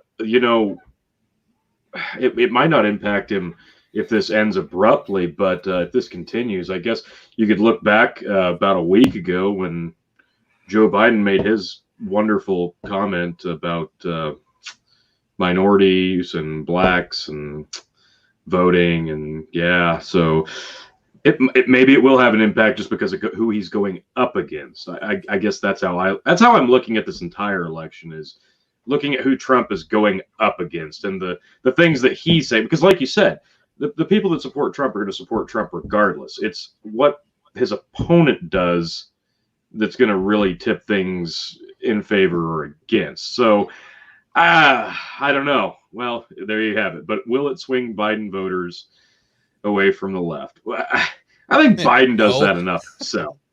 I mean, right. Like there's people saying, well, it could get to the point where I know he stomped on a puppy on live TV and spat at my mom, but you've got to still vote for him because this is just too important. I'll pull this up here. I've been watching this in Lincoln. The only reason I'm popping it up is everybody just took off running. So I don't. Somebody had mentioned there was tear gas shot off in Lincoln, so I just pulled up. There is somebody streaming live on YouTube right now from Lincoln, and as soon as I turned it on, everybody took off running. So apparently something's going on, but I'll keep you posted if anything else pops up interesting on here. Which night was this last night, or was this is live right now? That's live right now. Tear gas right now in Lincoln. Yep. Well, fuck. Okay, so that whole theory about it dying down, I guess, is out the fucking window. Yep, more than likely. Oh yeah. Can't hardly tell what's going on there. Agreed, Tony. Also, good points, Tom. All right. I guess a couple other things I wanted to talk about. Whoa, what is going on with my screen here? Whatever. All that aside, what like we talked like you gotta have like points to this and what's our end goal protest wise. Like I am a pretty libertarian on the most part, and you know I'm pretty centrist on a lot of other things. You know, when you do the little political quadrants, I'm like almost dead center and then down on the libertarian side. So I share some liberal and conservative views, and I'm about halfway down the libertarian mark. So. You know, okay, and you're talking about the test to see, like, okay, yeah, those questions. tests are stupid, but I take them all and I end up in the same spot every time. So, okay, so there's some consistency there, but it's the wording of the questions that I really don't like, because I remember doing that just for fun on the last election, and the way they worded a bunch of those questions, like, okay, I get, and at the end of it, it told me I should vote for Hillary Clinton. I went, fuck, okay, bye. Like, no. So, yeah, those tests, I even the tests are biased, I guess, one way or the other. But no, I understand what you mean, and I'm a registered nonpartisan, and I get shit on pretty much wherever I discuss politics, because I take a stance that's not popular in the room, just because I'm like, well, look, I mean, I understand why you're saying this, but can you at least look at the other side's perspective? And then, no, you can't do that. And it doesn't matter who you're talking to. So. I don't know. Like, I'm really interested in this election and the fucking chaos that it is. Because let's face it, this thing is a complete shit show. Forget the craziness of the COVID and the riots. Just the two people we have vying for the presidential spot. It is just chaos. I can't believe that after all that, after listening to you and Phil talk about all the Democratic primaries, this is where we're at. Joe fucking Biden. And he's losing his mind on live TV. We're watching it happen. I don't even know if he's going to make it to November. And now this. In Lincoln, Nebraska. We have tear gas happening live. I don't know what to think anymore. Like, has Corona mutated to the point where I should be wearing a mask on a podcast? I'm lost, guys. Help me out here. I'm so confused. Up is down. Red is blue. Ugh. Up has been down for a long time. Well, we can go into the quick politics talk of it. I really think in the next week how this plays out will determine a lot. Because here's probably my biggest gripe with Trump right now is his silence on a lot of this, and I understand why he's silent, and I get it. Like. I think it's a smart move, honestly. I may not like it because I want my president to stand up and been like, damn it, we need to stop this. Here's what we're going to do, and I'm going to take control of this. No, he'll tweet. He'll make some like vague, weird threat thing, and you know, he'll dip his foot in the water a little bit and say a couple of things, but he's not as involved as everybody wants him to. So maybe that's my biggest gripe that I might lean towards other people's criticism on. However, I understand it, and I would probably be doing the same thing, and I'd be waiting for my moment to go, I can squash this and look like a hero, and I guarantee you that's what he's probably going to do. It'll come Tuesday, Wednesday night. He's going to make a big scene in a show when all the shit's starting to die off already. He's smart. He knows what he's doing. He knows how to play with people's minds. He gets a lot less credit than, you're right. He knows how to pick his moments, and I don't think a lot of people realize that. He does Because if he would have came out Friday night and made this big fucking statement, and then shit happened all weekend long, then the media would have raked him over the coals. They're gonna anyway. Oh yeah, but it would have been. It would have been shitty then. But Tom, what do you? Yeah, he's out of character. Quiet for this one. Go ahead. Yeah. Tom. I mean, it's pretty much the same as I've been saying the whole time. Going into the election, Biden is nobody, and I mean this as much as you could possibly imagine. Biden is nobody. He's just not Trump. That is all he is. You don't even call him Biden anymore. Just call him not Trump. And in this election, that's all that matters. Going into it, how many people do you know that are sometimes Trumpers or maybe Trumpers? There isn't. There is never Trumpers, and there's always Trumpers. And that's it. And that's all there's going to be. Nobody's going to see the riots and say, oh, well, I stopped being a liberal because of riots. Like, no, nobody's going to do that. You know, nobody's going to do that. So it's that, like, that's the way I think it started off. That's the way it's going to be when we get to the election. I don't think that Biden has much of a chance, but maybe anything could happen. I mean, people keep saying stuff like, you know, they say Biden's winning in the polls, but a lot of good that did Hillary. I want you guys to understand something real quick, okay? Polls do not guess who is or predict who's going to win electoral college. You can't do that. That's not possible. You cannot poll that. What you do when you poll is you poll how many votes they're going to get. And it said that Hillary was going to kill Trump in votes. That's exactly what happened. Hillary had the popular vote by a pretty big margin, but that's not how we do things. So polls mean very little. That part is correct. Whether or not they got it wrong, that's a totally different conversation. Fair enough. Real quick update in Lincoln. We're back with the protesters. They are live streaming and they're walking back to the state capitol in Lincoln. So, oh God, I'll keep this pulled up in case. They better leave that the fuck alone. The penis of the plains is iconic. They better not go anywhere near that thing. But no, Tom, if you've never been to Lincoln, Nebraska, they have a city ordinance. No building can ever be taller than the state capitol, and it's got Johnny Appleseed sowing seeds on top of it.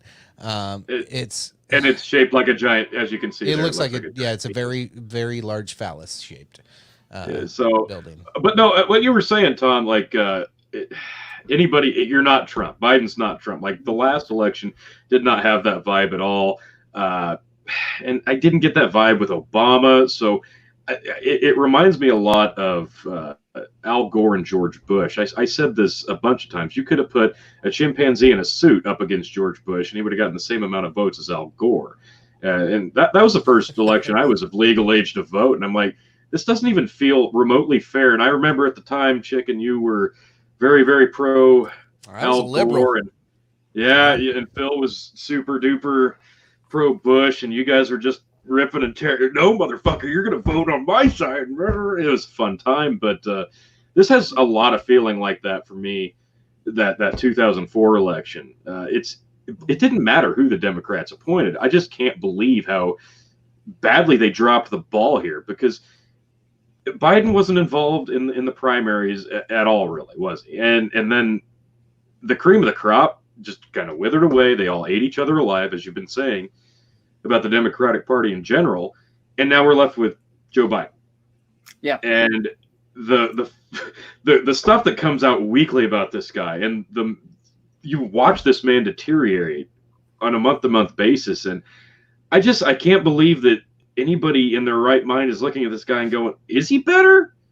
Is he better?" Because even if we elect him in 2 months, he might not know his own fucking name. So is that honestly better? It comes down to who he appoints as his vice president. I've been saying that I at this point, the creepy factor, I don't know that I could vote for him in good conscience, regardless of who his vice president was. But it comes down to that for me. And unless he hits a home run, this thing's been dead in the water since he took the top spot for me. Yeah, I mean, a reductionist analysis. If you look at the if you look at the amount of progressives that were running and the amount of people who were voting for progressives over somebody like Biden or some sort of centrist, if you look at those people, they had by far the majority of the vote combined. People like Bernie Sanders and whoever else you want to mention. I'm blanking on all the different names right now, but Warren. The progressives had the majority of the liberal vote.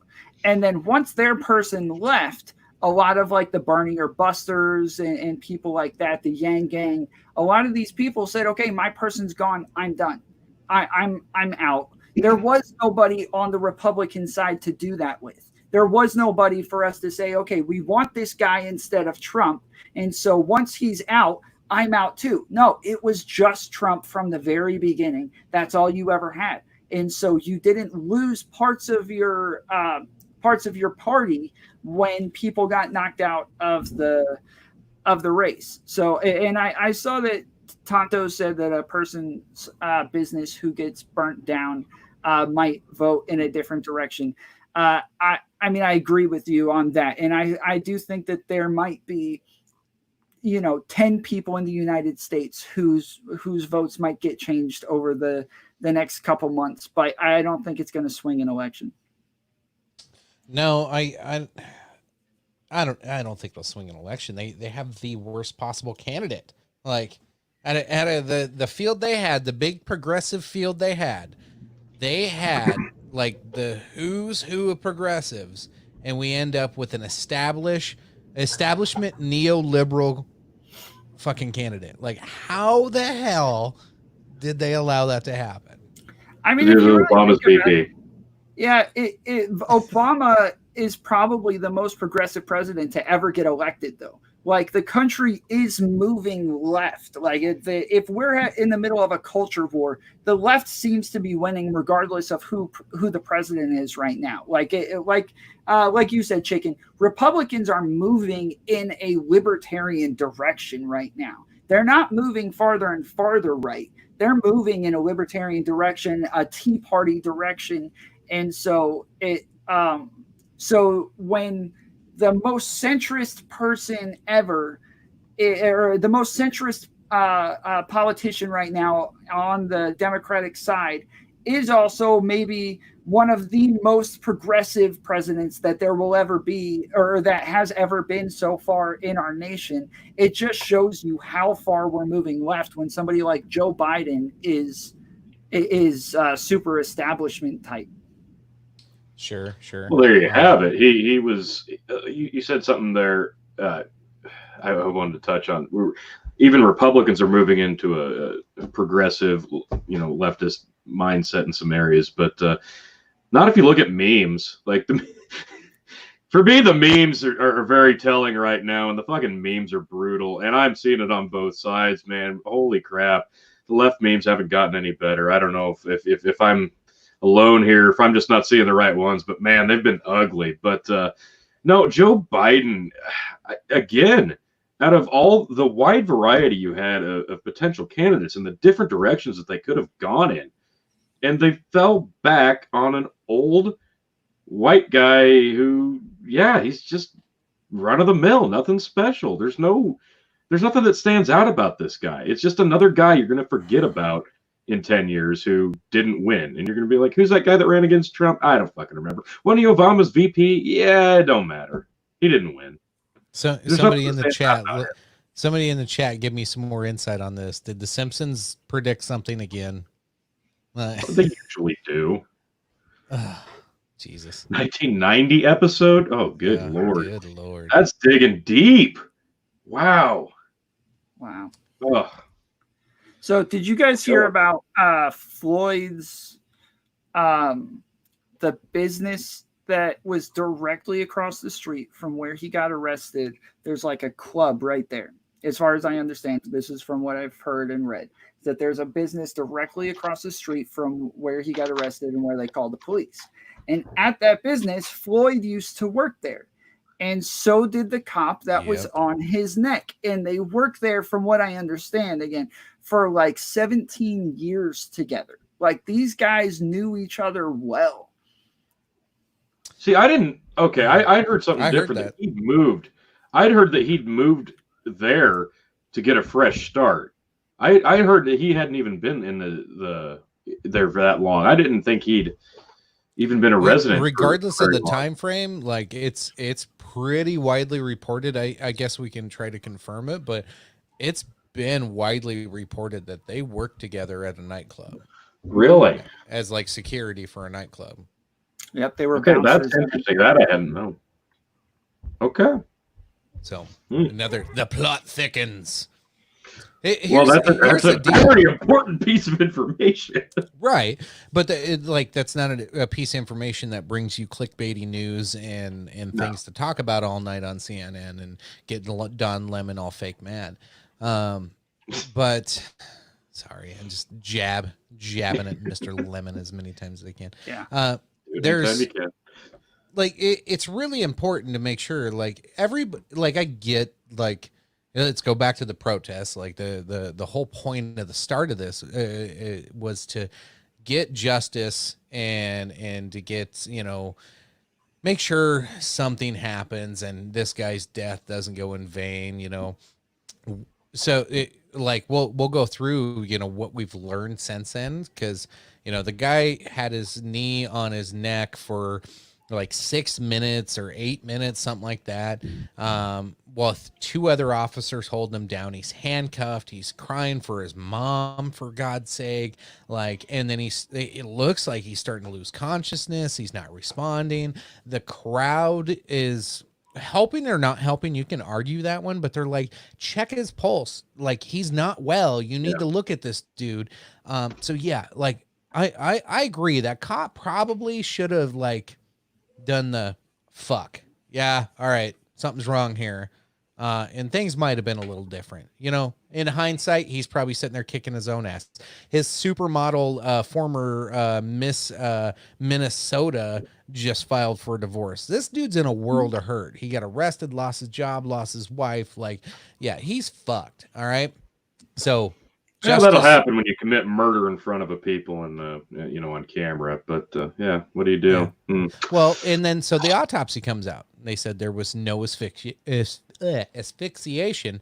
He died of heart disease and he was under the influence. Now they're going to do a secondary autopsy. Well, whatever the case may be, right now these are the facts that we're being given. So let's say asphyxiation. Why is that so hard for me to say tonight? Is not involved, and then you can't technically pin murder on him. Then if his physical placing the knee on the neck is not in the autopsy is what the cause of death is, okay. So then you can't pin him for murder, but maybe you can get him for manslaughter for not helping, get him the help he needed, because he is in his custody. That is in his control. He is responsible for a human life at that point when they handcuff you. So yeah, then you have some charges that you can go after.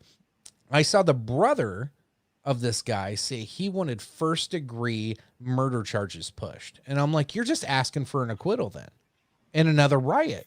Like it's counterproductive at a certain point, and it's just asking for more drama. And it's like, we all have to sit down for a minute and let's go over this. What are you trying to get out of this? What are the goals? What do you want to happen with the cops? Okay, let's be realistic. What can happen? Sure, some of them probably get it for manslaughter. Some of them could probably get it for, reckless, fucking endangerment, whatever. I'm not a cop or a lawyer. I can't give you all the terms, but I'm sure there's shit you can charge them all with. Okay, I think most of us could agree. There's multiple people that might need to be charged with some stuff here. But to try to pin first degree murder, understand what you're charging somebody with. That's a fucking horrible charge to be pushed on you, and one you'll get off of because you didn't do first degree murder. It was not premeditated. It was not planned. It's I don't know. It gets frustrating to me when we bloat things and that's I use that word specifically. It's bloating things. Nobody likes anything bloated, right? Like, it's gross, it's big, it's way I know bigger I than it don't should like be. feeling bloated. Everything right now is just so bloated with nonsense. And that word and to me is important on this, because we need to bring that back in. There's shit to be upset about. There's shit to worry about. And then we'll get to the And I feel like gaslighting in I've a heard minute. this spiel like a couple of months ago when we were all still learning about the coronavirus. Yeah, it's fucking all over I'm just again. like Gotta no, calm it 2020 is down. not the year.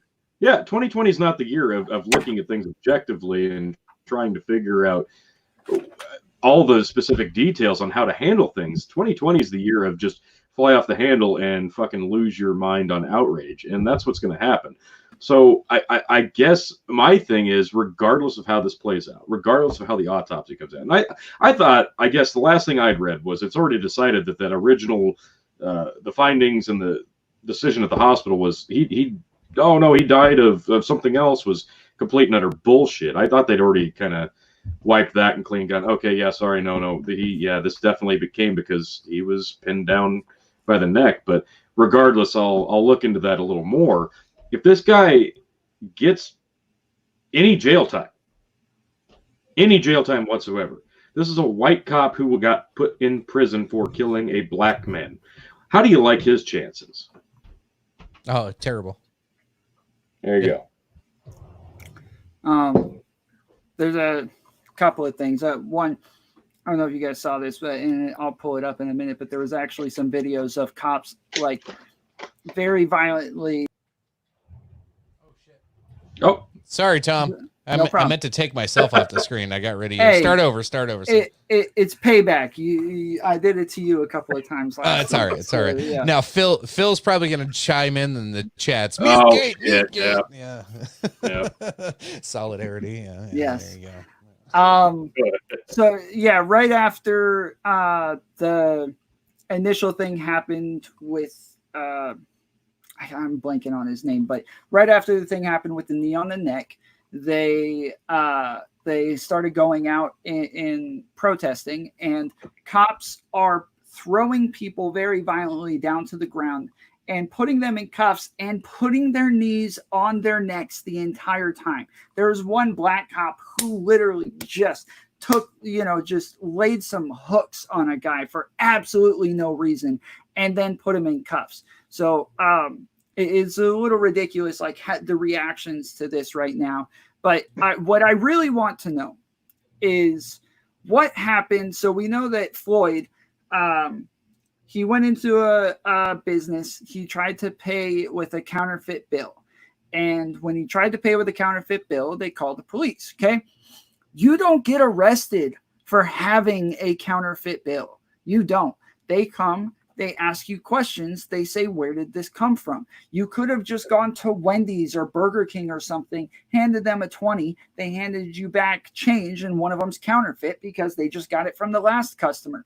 They don't assume that you've got some big printing machine in your basement printing out counterfeit bills. So they come just to ask you questions. So I want to know how asking somebody questions about a counterfeit bill turns into 4 cops sitting on you, pushing you under the car. And I've seen videos since then where they actually show, and maybe he was resisting. I don't know. I don't want to. As soon as I talk about that, I'll have straw men all over the place saying, "Oh, so he was resisting, and now this is justified." No, I'm not saying that, but it might give us a little bit more context to what happened in the middle. But I know that I've seen videos of him resisting them trying to put him into the car. So, no, fair enough. That is interesting though, because he gets killed over $20. Well, that was my first thought when I started reading into it was, okay, so he tried to pay with a fake 20. How do they even know that was because of him? Like, how many fake bills are there in currency that haven't been figured out yet? Like that, there's countless. And like you said, you don't get arrested and beaten down for that. So it's it's the interaction that happened because of the phone call. What happened in between the phone call and when he was pinned down? And it sounded like I didn't watch the full. He was in a van, and there were two other people. Am I wrong there? But they got pulled to the side. They were talking to the cops, and then he didn't appear to resist from most of the angles, and then he's pinned down. So what? Yeah, is there some body cam footage that we're going to see in between that's going to shed a light that we don't know about? Whether he resisted prior or not, right, might give a little context as to why three of them are holding him down. Maybe the bigger context is that the dude on his neck knew him and knew he's a big dude and probably knew he could whoop some ass. Okay, sure. Maybe that's some context. But nothing excuses the fact that while he's non-responsive, nothing happened. So, you know, we can jump into all that prior shit as much as you want. Yeah. Probably should have been handled differently. Is pretty obvious, but so yeah, I don't know. Protesting the way things are going right now should be handled differently as well. But well, that's just it. I guess I haven't looked into what the officers' priors were, but 10 is a lot. Like I feel like 10 over 19 10 prior years. What? Prior misconducts from what I shit. I didn't even know that. Yeah, he has had many problems over the years. So I'd like to know how deep they are, what they exactly were, but 10 seems like a lot. I could be wrong. Maybe that's a standard thing with a big metropolitan area, and it's just, oh, well, we've got to file it regardless. But I don't know the details, but 10 seems like a lot to me. And knowing what we know now, he did what he did. Yeah, you could read into that any way you want. And like I said, if he does any jail time, it's not like his life's going to get any fucking better at this point. He's pretty much fucked. I believe this Where are we at here? I believe this is Sacramento, California. Curfew just started 1 minute ago. So okay, I think this is in front of the Capitol building. I could be wrong. I'm just going off a memory of my links here, but I've been following this one. Curfew there, 8 p.m. So it's 10 p.m. our time, 8 p.m. there. For Tom, it's 11 p.m. You guys sticking it out with us. So real quick, I got this pulled up. This says, and I can't verify that this is real, but it says, who is Derek M. Chauvin? It says Minneapolis police officer who murdered George Floyd. Let's see, let me scroll down just a second. It says Derek Chauvin was put on leave in 2011 for an inappropriate police shooting of Alaskan Native American. Chauvin shot Ira Latrell Toles, an unarmed black 21-year-old, in 2008. Chauvin was one of the officers who murdered Wayne Reyes, a Latino man, with 16 bullets forced into him. A total of 42 rounds were shot off. Chauvin and another officer were chasing a car in 2005, causing the death of 3 people, according to Communities United Against Police Brutality. I mean, it goes on for a little while. What's the source there? Let's see. Don't say CNN.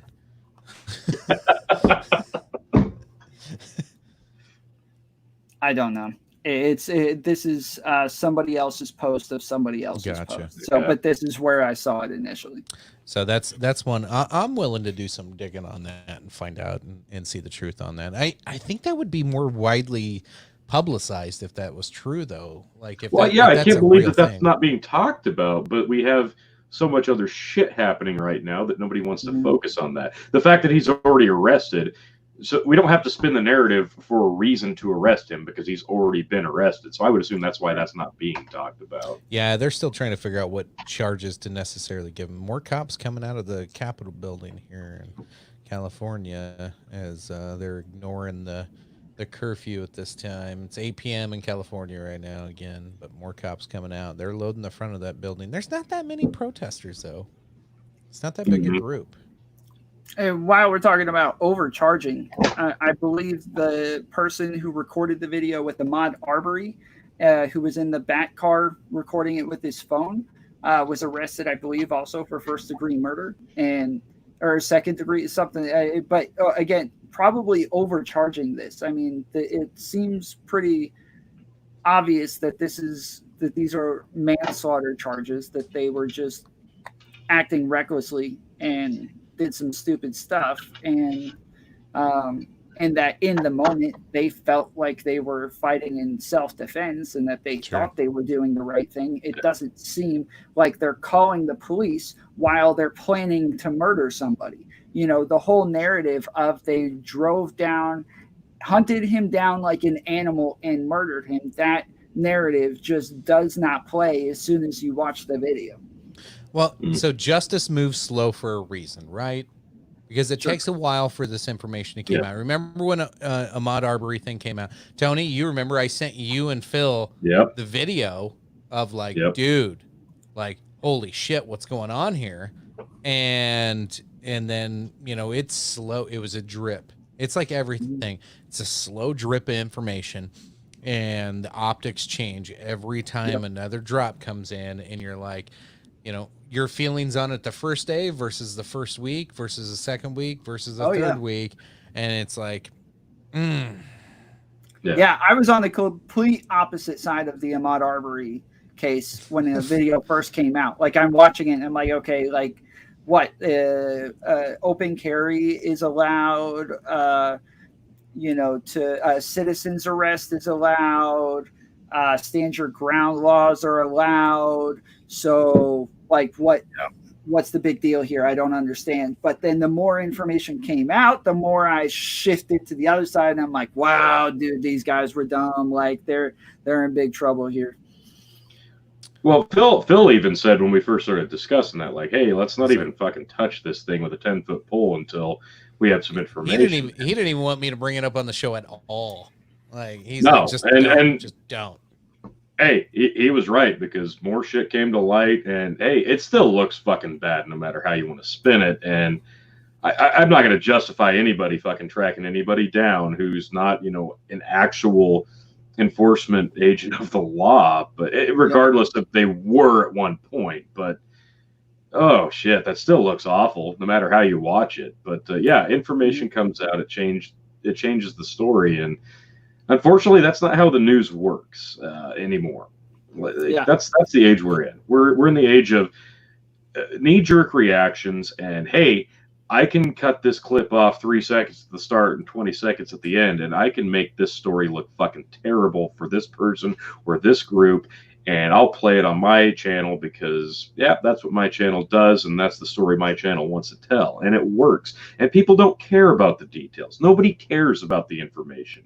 And that's what I find so unique about this year and the coronavirus is nobody gives a fuck about the details at all. People just care about the outrage and the fallout and what it means for them personally. Because, hey, I get it. Everybody wants to look out for themselves and their families, number one, and you should. But man, the devil's in the details, and you've got to do your due diligence, especially depending on where you are in the country. This is something that we've stressed time and time again, but not everybody is in the same boat, but we are all part of the same storm. Yeah, I did the same exact thing. I'm in Atlanta. Most of my community is in Atlanta. And we are every night people were in the comments saying, hey, Ahmaud Arbery. And I ignored them the entire time. Last night was the first night that I actually talked about it because I felt like I finally had close to enough information at least to come down on one side or the other. And it's really strange that a couple of small streamers and podcasters somehow have more credibility or more sense to them than these big major reporters and all these other people. I mean, it blows my mind. I have no reason to wait. I need viewers. I need people to watch. I need all this stuff too, but I feel like I'd be wrong to do that ahead of time. I think that's why we waited so long to do any of these. I've been watching these protests and these riots every night. I've been up till like 2 a.m. every night watching these. I can't sleep. Like this shit bothers me. This really does bother me, and it worries me as a citizen, and for the future of our country. Like, what's this going to lead to? Like how bad is this going to get? It keeps me up at night. So I've been watching these till 2, 3 in the morning, and like, but we didn't do it originally as a live stream, mainly, because we don't know what this is yet. Like, what are we going to talk about? But now I think we're coming together. I've collected a lot of thoughts on this and where my mind is, and I've seen people's reactions. And I think that's why, I asked Tony and Phil, I just sent him a text this morning, and it was actually Tony was like, let's fucking go live. I was like, Tony's usually not the guy that's like, yeah, let's fucking do it live. Well, no, that's the thing. Like you and I, we've all been watching this shit. Like all of us in Nebraska, we went out Friday. Like I know this is probably still taboo to a lot of people in the country if you're all watching nationally, but we got together with some friends Friday night and played some how dare you beanbag toss, and after that was done and we came home, every one of us was on our phone watching the live stream of the riots in Omaha. Like, and we were talking to each other in the comments on that. And that's what we've all been doing all weekend, watching this live unfold. People who are attached to news sources, news stations, or people just like you and me with their phone down the fucking side of it. And it's compelling, and it's news, and it's different than the fucking coronavirus. That's why it's so compelling. So, yeah, we're all kind of experiencing it in the same way, and it's easy to take a different thought process away from it, no matter how you want to do it. And again, yeah, you're showing here's Memphis, here's Minneapolis, and it's different state to state, city to city. It's just the same thing. It's not the same for everybody everywhere. So it's easy to pass judgment on it no matter what you do, but it's hard to look at how the people affected in this area versus this area are taking these things. And I can't believe, like, just personally here in Nebraska, I get it for like Omaha, and I don't really get it for Lincoln. I get it's a big college town, but it's starting to branch out from that, and I think that sends the wrong message. Yeah, when you watch these videos of Lincoln, it's young kids. Oh, hell yeah, it is. Everybody out here is 25 and under. Almost everybody. Sorry, Lynn. Cornhole, not beanbag toss. Yeah, get it right. So yeah, here's some more footage from Lincoln right now. Nothing ever happened when they walked towards the Capitol. I saw nothing. Like anybody not video cut out, and then all of a sudden now they're walking down another street. So people who aren't familiar with Lincoln's a 200,000 plus college town. That's it. That's it. About 250,000, 250,000 people. Yeah, it's nothing.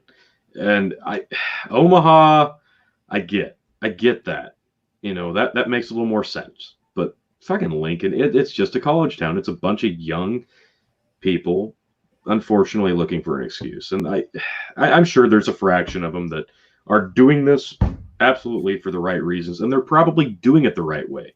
But some of the live streams that I've been seeing from Lincoln specifically, that's not happening. And even in Omaha, it's not happening the right way. So take it as you want. But man, Nebraska, really? Nebraska? Yeah. I saw videos of Fargo, North Dakota. I'm like, what? Okay, no. What? Seriously? What? I've been to Fargo. What the fuck? I don't know. So the probably the last topic I have, and I kept it towards later in the night on purpose because it'll probably piss some people off, and most people don't watch this far into the show. Well, so it's gonna help some people and it's gonna piss some people off. So the people that it'll piss off probably tuned out a long time ago. How many of you have seen a meme or a comment or something that was pressuring you to like cave into this and to say, yes, yes, I stand with solidarity, and yes to the protesters, and yes to the riots, and like, have you seen anything that like overtly called you racist if you didn't fucking like support the cause? Yeah. No, yeah, I've seen it. Absolutely.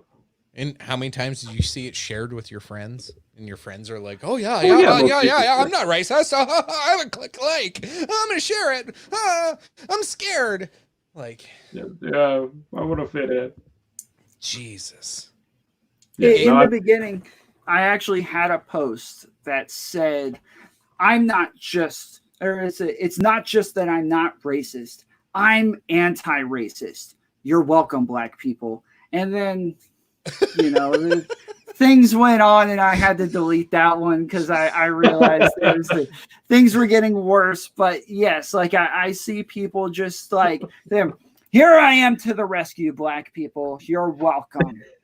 I'm here now for you.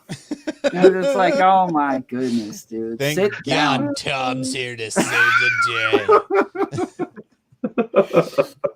Oh. they were waiting for you, obviously. Oh, let's see. See, that's why they're rioting. They were waiting. Are white cops or government workers dressing in civilian clothes and causing riots? It's this conspiracy. No, we're not doing that again. God damn it! They already did that with the scrubs and the nurses. Now, Tony, what about the gaslighting? You're a racist memes. What are your thoughts on those? Well, it's so easy to do that. Like it's the easiest and simplest form of manipulation because most people get their information from memes nowadays. They get it from Facebook, they get it from Twitter, and they get it from the memes shared on Facebook and Twitter.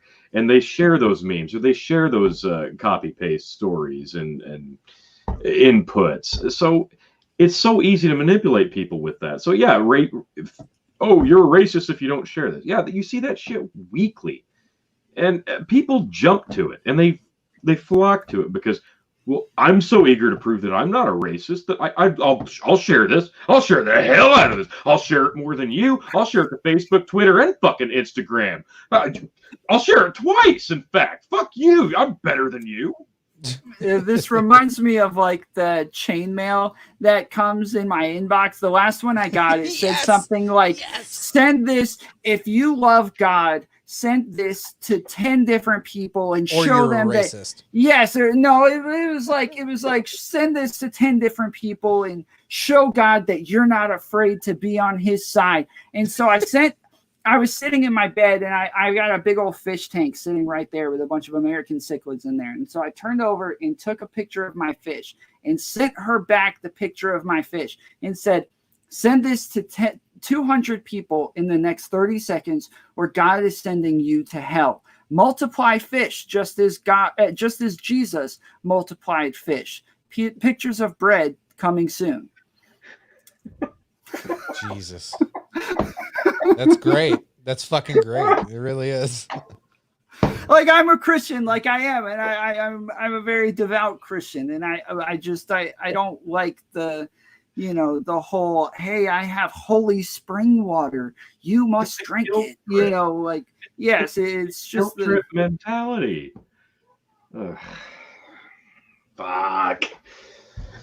Yeah, I can't wait to see what comes out of the riots and the memes, suggestions. Ugh. I don't want to expose anybody on here. I'm gonna read through one that I seen somebody share today. And at first I kind of laughed because the picture was pretty funny. So it's a trash can and somebody holding a microphone to it, and above it there's a caption that says, "Anything else?" And I was like, oh, this must be like a fake news meme. So I was excited to read what the post was. Here's what the post says.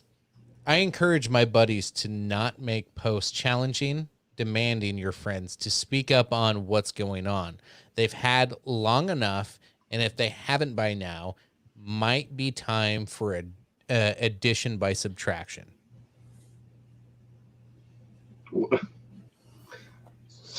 So nobody should have. It's clearly saying, if you're not on my side with this, I'm just going to remove you. You've had long enough to say something. Oh Christ! I've been seeing. You don't even need a meme for that. I could get on my Facebook feed right now and count on it. Take multiple hands to say, "Well, I've had to unfollow people because I can't do it. I can't do. Guess what? The rule is just the same as it's always been. You don't have to fucking announce your exit or announce that you've unfriended people or tell people that I just can't do it anymore. You can just do it quietly. You don't have to do it and expect a fucking round of applause because nobody gives a shit. Nobody cares. Guess what? We don't have 1 million views because some people just don't give a flying fuck. You don't have to tell people. If somebody wants to hear your opinion, they will come to you. It goes double for shit like that. You don't need to make it a point to shout and scream and tell people, gosh, I'm so upset about this that I'm gonna have to unfriend my mom. It's time. Yeah, that's it, my mom. My mom. I'm gonna disagree with you there. I mean, if people want to hear your opinion, they'll come to you, as we're all sitting on a show posted on Facebook and YouTube, sharing our opinions. That's exactly it, though. They can come watch, and if they don't like it, they can click close, and they don't have to watch. And that's the same as being somebody's friend on Facebook and being able to see what they post and what they don't post, But you don't have to tell the world that you unfollowed or unfriended people because you didn't like their political stance or their religious stance or what color they prefer over the other. I like red. Well, gosh, no, I'm a blue guy, and no, unfriended. I couldn't do it anymore. Couldn't do it. 12 years of friendship, and he might be my neighbor, and he might didn't be like my post. Damn it. You know what? He heart reacted it when he was supposed to care react it, and I wanted the hug. The tipping point. Exactly. There was a tipping point. Had to do it. Had to do it. There's another one I seen where, Jesus, I'm not even getting in that one. I'm skipping that one. That's bad. You've got to pre-screenshot these and blur the names out. Yeah, I'm not gonna be able to do that. This one's just one of those screenshot. It's one of those like colored text on Facebook. It says vocal about looting, silent about the murder. I see y'all. It's almost like a threat. Like, I see you, and I see you're talking about you're not happy with the looting, but you didn't say anything about the murder. Yeah, okay. Well, maybe you just didn't see my post about the murder, or maybe you never asked me my thoughts on the murder. Maybe I don't like to talk about it. Maybe I don't like to see violence on TV. But like when I see these, I'm just like, and I see all these people sharing them, and I'm like, have a fucking original thought of your own. Stop sharing this. Like, it has nothing to do with original thought. It's I'm gonna have the biggest voice in the room, and it doesn't matter what my opinion Nobody is. Will respond it's somebody else's opinion. I'm just gonna shout it louder so you all hear it and go, oh, bravo. Yeah. Oh yeah. This is good opinion. Good opinion. I'm glad I shared that from 5 other people. But like the people that do get in there and reply, like, just get lit up, and it's bait. It's a fucking trap. Like, what the hell are people doing? Like, stop trapping your friends. Stop being a dick like that. Okay, well, there you go. That's why the media is so. That's why even in the age of fake news and nobody trusting the media, that's why it's still a thing, because the people on social media are the exact same thing as the news, because you spin a narrative to how you want it to be conveyed to other people. So it's just a learned way of life at this point. So people just deal with the hypocrisy of the news no matter what stance it is, because it's the hypocrisy of social media and the people that you actually know and don't know that you have on your friend list, because that's just the way it works now. People take a thought, they push a narrative, and they have their own opinion, and they don't back down and they hide behind a keyboard. There are no consequences for the internet except for the people that are getting fired right now because of the memes they shared. Yeah. Tom, any memes pissing you off right now? No, I'm pretty neutral on the memes right now. Right on. I know. I guess we can kind of round out thoughts. I'll run first on here. I'll pull up some live shots here as we're wrapping up the show. It's getting late for a lot of us, and I don't know, Tony. I assume you have to work tomorrow. I do. Oh, hell yeah. Oh hell yeah. Essential. You know, when like to wrap everything up, you know, thoughts on the protests, thoughts on what's going on and what this is going to do. Is this going to be a boogaloo or not? Is, you know, the riots, I think, have gone too far. And that's what makes me worried that martial law may be coming. We'll see. Like the next like 4 or 5 days, protests usually die on Sundays. They really do. They usually die off Sunday night, Monday, Tuesday, Wednesday, but 30-40 million people don't have jobs and don't have a stake in the economy or the system anymore. So this could go as long as it needs to. So a boogaloo is possible, a civil war or some type of it. I don't think it'll be a civil war like we think of past of, you know, two sides shooting at each other. I think this is going to be played out in inner cities like we're seeing right now. This could go on for a long time. It remains to be seen. The one thing though, my final thought on all this is I'm okay with protesting. I'm okay with civil disobedience. I'm okay with a lot of this stuff. I will pick your side, and you want to put a gaslighting meme on your page. You want to get, you know, a reaction from me on something like that. You know, you're better off doing it on a one-on-one basis. But when you're doing it a public thing and it's a trap to just make you either share it or ignore it, and if you ignore it, you're scum. And if you comment on it, you get attacked. If you disagree with it, it's a trap. It's terrible. My thing is, if you are not doing anything to help yourself and to help your people and help your cause, if you have no moral ground to stand on and show this is my end game, this is my goal, then I don't want nothing to do with you. You can post all the memes you want, and I'm just gonna fucking move on. Like I have nothing to share. I have nothing to comment. I have nothing to react because it's all gaslighting. It's all bullshit. When you can show me your goals, you can show me where you want to go with it, then I'll support your cause and I'll share the shit out of your memes and I'll get as many people riled up and we'll talk about it on this show. But until then, if you're just going to throw rocks in buildings and set shit on fire and scream at the top of your lungs and cause chaos and panic and damage people's lives and burn businesses and fucking ruin everything that we've worked so hard to create over 200 years, I'm out. I got nothing for you. Show me your plan. Show me your goals. Maybe I can get on board. But right now, nope. This is a bad deal. I don't know. That's where I land with it.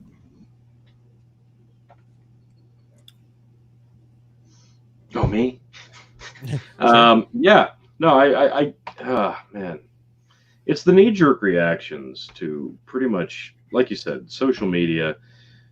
People dangle those things out. They dangle their knee-jerk opinions out because the end thing to do is to get upset before all the facts are put out there. And they dangle those status updates or tweets or memes to get a reaction and get people to think that they know what the fuck they're talking about. And they're smarter than most people, and I should listen to this person because their opinion's probably better than this other person's. But it's all knee-jerk reaction. It's all bullshit unless they've actually done a little bit of research to look into it and actually form a valid opinion that's their own. I can't recommend this enough. You've got to follow this stuff to the point that you want to follow it. You can't let it overtake you either, because if you let it overtake you, your opinion's going to be swayed one way or the other, depending on where you're watching it from. But at this point, yeah, if you're just on social media trying to gain a following or a reaction from people, or if you just want to fight with people and that's probably the worst I've seen, is the people looking for fights on social media just because they want to fight, but they don't actually want to go down to the protests themselves and pick fights, because no, that's scary shit. I'll hide behind my keyboard and I'll share scary opinions from there. But no, yeah, Sunday's protests die, right? Well, hey, it doesn't look like it's dying out. So we may be in for a long week here. We might be in for a long week of drama, and I'm interested, like you guys said earlier. Is Donald Trump going to come out, Tuesday, Wednesday, and have the fucking solution and look like the hero in all this? Stay paying attention to this stuff. It's not going anywhere yet, and it's hopefully it's dying down, but it doesn't feel like it is just yet. So, and of course, follow the George Floyd incident. It's going to be a lot more details coming out. It's all crazy news right now. But hey, on the upside, here we go. Until Americans unite under one banner and stop with the black versus white narrative and actually open our eyes to see how we're being manipulated by selective outrage at the hands of the press, this divide will remain and will grow. Yeah, it's still it's pick your side. It's pick your side and don't give a shit about the repercussions or what the actual steps that led you to that side were. Original thought is such a vintage thing at this point, but I'll end it with this. Hey, we shot people into space. That was pretty fucking cool. Tom? Yeah, I got my NASA shirt on for the whole thing too. Yeah, I saw that shirt. So I think timing is everything, and we'll only find out later whether or not this is good timing for riots and things like that to take place.